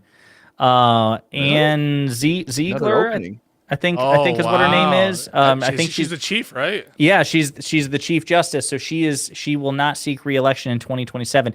And there's a Wisconsin Supreme Court race this year. So we already have a liberal majority. We can further entrench that majority, and then if she resigns, we could have like basically a fully fucking packed Wisconsin SCOTUS or Wisconsin Supreme Court, which is extremely important. But yeah, North Carolina, bro, I live here. Like it's crazy. It's fucking crazy. We had a lady back in 2023. Her name is Trisha Cotham. She ran to represent part of Mecklenburg County here in Charlotte. She ran as a progressive pro-choice candidate, and then 2 months after being seated, flipped to Republican and gave them the veto-proof supermajority. And then to do her a solid, they redrew her district because they knew she was fucked. As she couldn't post anywhere without getting ratioed to hell and back, Facebook, Twitter, and so they redrew her lines. I'm pretty sure she's still there, but yeah, I don't know. I wish I was as confident to say if the VRA gets gutted and there's more gerrymandering. Democrats can lose this election. Don't believe Hutch that it's in the bag. Like there's a decent chance that Democrats can lose the election. What did Laksha say? What did Laksha say as far as margins go? That there could be like a 20-seat tsunami, like there was a 40-seat. Well, I don't know. I don't know if he gave a specific projection. I'm going to talk to him again on Thursday, I think. So I can ask him. But if it's like a D+7 or a D+8 or a D+9 kind of climate, that's a wave. I don't know if it'll be 2018, but that'll be a pretty comfortable majority. All right. Well, guys, we're 30 minutes over. Josiah stole host from me, and he deserves this. He can do it at any time, at any moment. I just want you to know it's all. No, listen. Wait. I just want to say. I came in here to yell at Pisco. Can I just say something, Josiah? What's up, buddy? Go ahead. I surrender. Hey, listen. I was just. It's Josiah. I still love you. But if you had any idea, hey, I was minding my own business, I was listening to you guys, I was in my boxers, I knew it would make ran you out of mad. bed, I texted to Soy Pill, I'm like, let me the fuck on. Yeah. I know, but I just wanted to say I surrender. This is my surrender. So we know how to get him back. Every episode just talks mad shit. No, listen, I'm tired. Listen, he loves it. He loves it. The only two people I haven't screamed at here are, I think, Soy Pill and IRI. That's true. That's coming. Yeah, we'll never scream at each other. No, we won't. I was surprised. I raised my voice at IRI, and I felt like I kicked a puppy. I'm like, you're so nice to me. Like, I shouldn't have done that. I was just very passionate. IRI is chill as fuck. I'm convinced he's on edibles 24/7, but I don't think so. I think it's just like a natural zen. He looks 20 years younger than what he is. He's in the state of Neo at the end of the Matrix, where he's not even looking. He's just deflecting all the Republican punches. He's like, this is a system holding. He can't. Can we just do a quick little shout out to another nice guy, Econo Boy, wherever he is. God, somewhere out there. Rest in peace. Family out for him, guys. Yeah. Hutch, what were you saying, buddy? I just want to say, listen, if you're He's in the host, he's doing the host stuff. Sorry. I imagine Econo Boy kind of like he's like in Brody Quest, he's in like the cosmos now. Whatever. Anyways, if anybody is in anybody's chat, or if my fellow panelists are feeling resigned to an outcome where America just fails and these bastards like win, maybe don't go on the internet for a little bit. Like, you don't need to spend your time trying to convince other people that all is lost. Yeah. Like, who are you helping by doing that? Just blowing his bottom line up right now. Get off. Stop watching me. Stop going on the internet. Sever your internet connection. Cut your Ethernet cable. It's like turn off Twitch. If a fire broke out in a house, and there's like 4 people and they're all kind of collected and they're trying to, where's the fucking fire extinguisher? And then there's one guy in the house screaming at the top of his lungs over and over, we're all going to die. We're all going to die. Like running around manically in circles. Okay. You're not helping anyone by doing this. Like, I think what Hutch is saying, 4 people would get out, but there would be a 5th body found in the wreckage. Just don't spend your time dedicated to trying to make other people feel as fucking hopeless as you do. Okay, some of us are still in this fucking fight. Them's fighting wars. Get involved. Go volunteer for 2 hours and meet some hotties and hang out with some people. You go out in the real world and meet some normies who aren't at a No Kings protest and doing campaigns in their spare time. And trust me, it's a lot of fun. It's inspiring. Performative males. Did you put Green Lantern in your thing? Josiah, do you still have like overall control of the restream? Because I think we're still using your. Yeah. Wait, can I?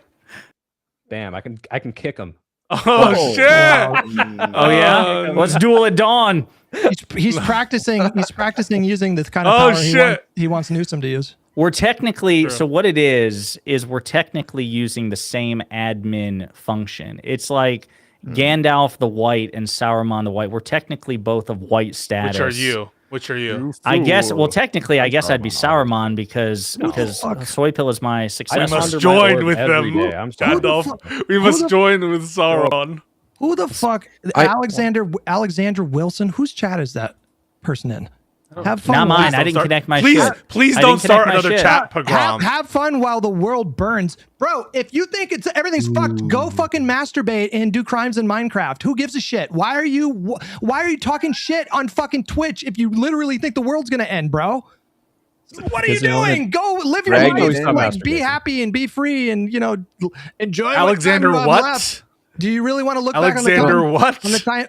He's in your chat, Hutch. Oh. No, I'm fucking with you. Fucking. Wait, hold on. Are they? What's the name? What's the name? I'm gone is what I want.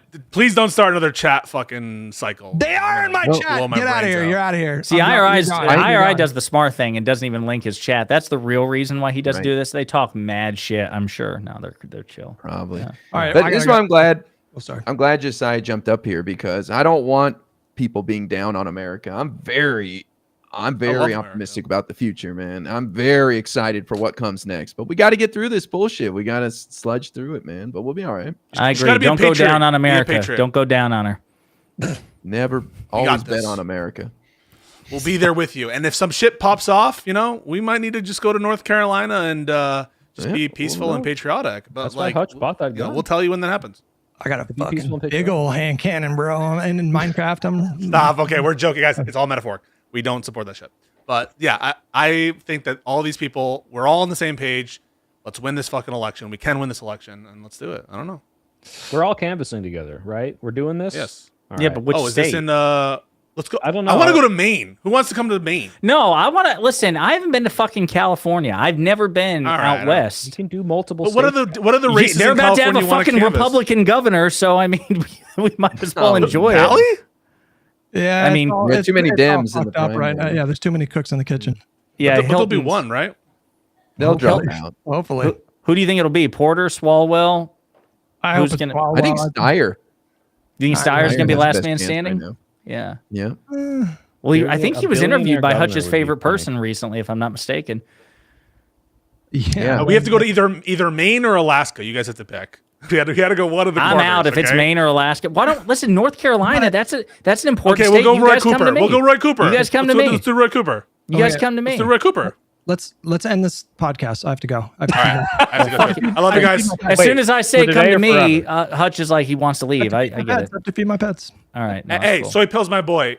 Thank you for representing the No, position. you're I my appreciate boy, Pisco. it. Okay. Love you guys. Are you Bye. Johnny? Girls are like, no, I love Bye, you. bye, bye. You got it? Abides that. Got anything coming up, Hutch, before you piss yourself? Yeah. Yeah, I'm setting up something interesting on Thursday. I don't want to say what it is yet, but you might want to tune into the stream because it'll be a good one. Laksha's involved and potentially somebody else, but we'll figure it out. I might tune in. I mean, I actually do Oh, tune in stand-up frequently. So This Thursday, I'm talking to Alexander Dugin. You guys know who that is? sounds familiar. I'm just joking. It's No. just 'cause- never mind. Don't know. Is that the guy from okay. Russia who? No, it's a Daughter joke. got I'm just blown fucking up? around. All right, I'm fucking around. Okay, we'll be debating. It'll be a good week. Good week, guys. Good content. All right. I got nothing. Just having some fun on TikTok. I released a new video last week, and I usually don't shout out videos after they're done, but I have a view guarantee on this one, so everyone has to go watch it like 400 times each, so that I get paid the full amount that the advertiser wanted to give me. That's all I'm shouting out. Nice. You'll get there. I'm not talking to Dugan, guys. It was a joke. Cause never mind. All right, I love you guys. Gotta go. Good Peace talk, out. boys. That was All fun. right. It was fun. See you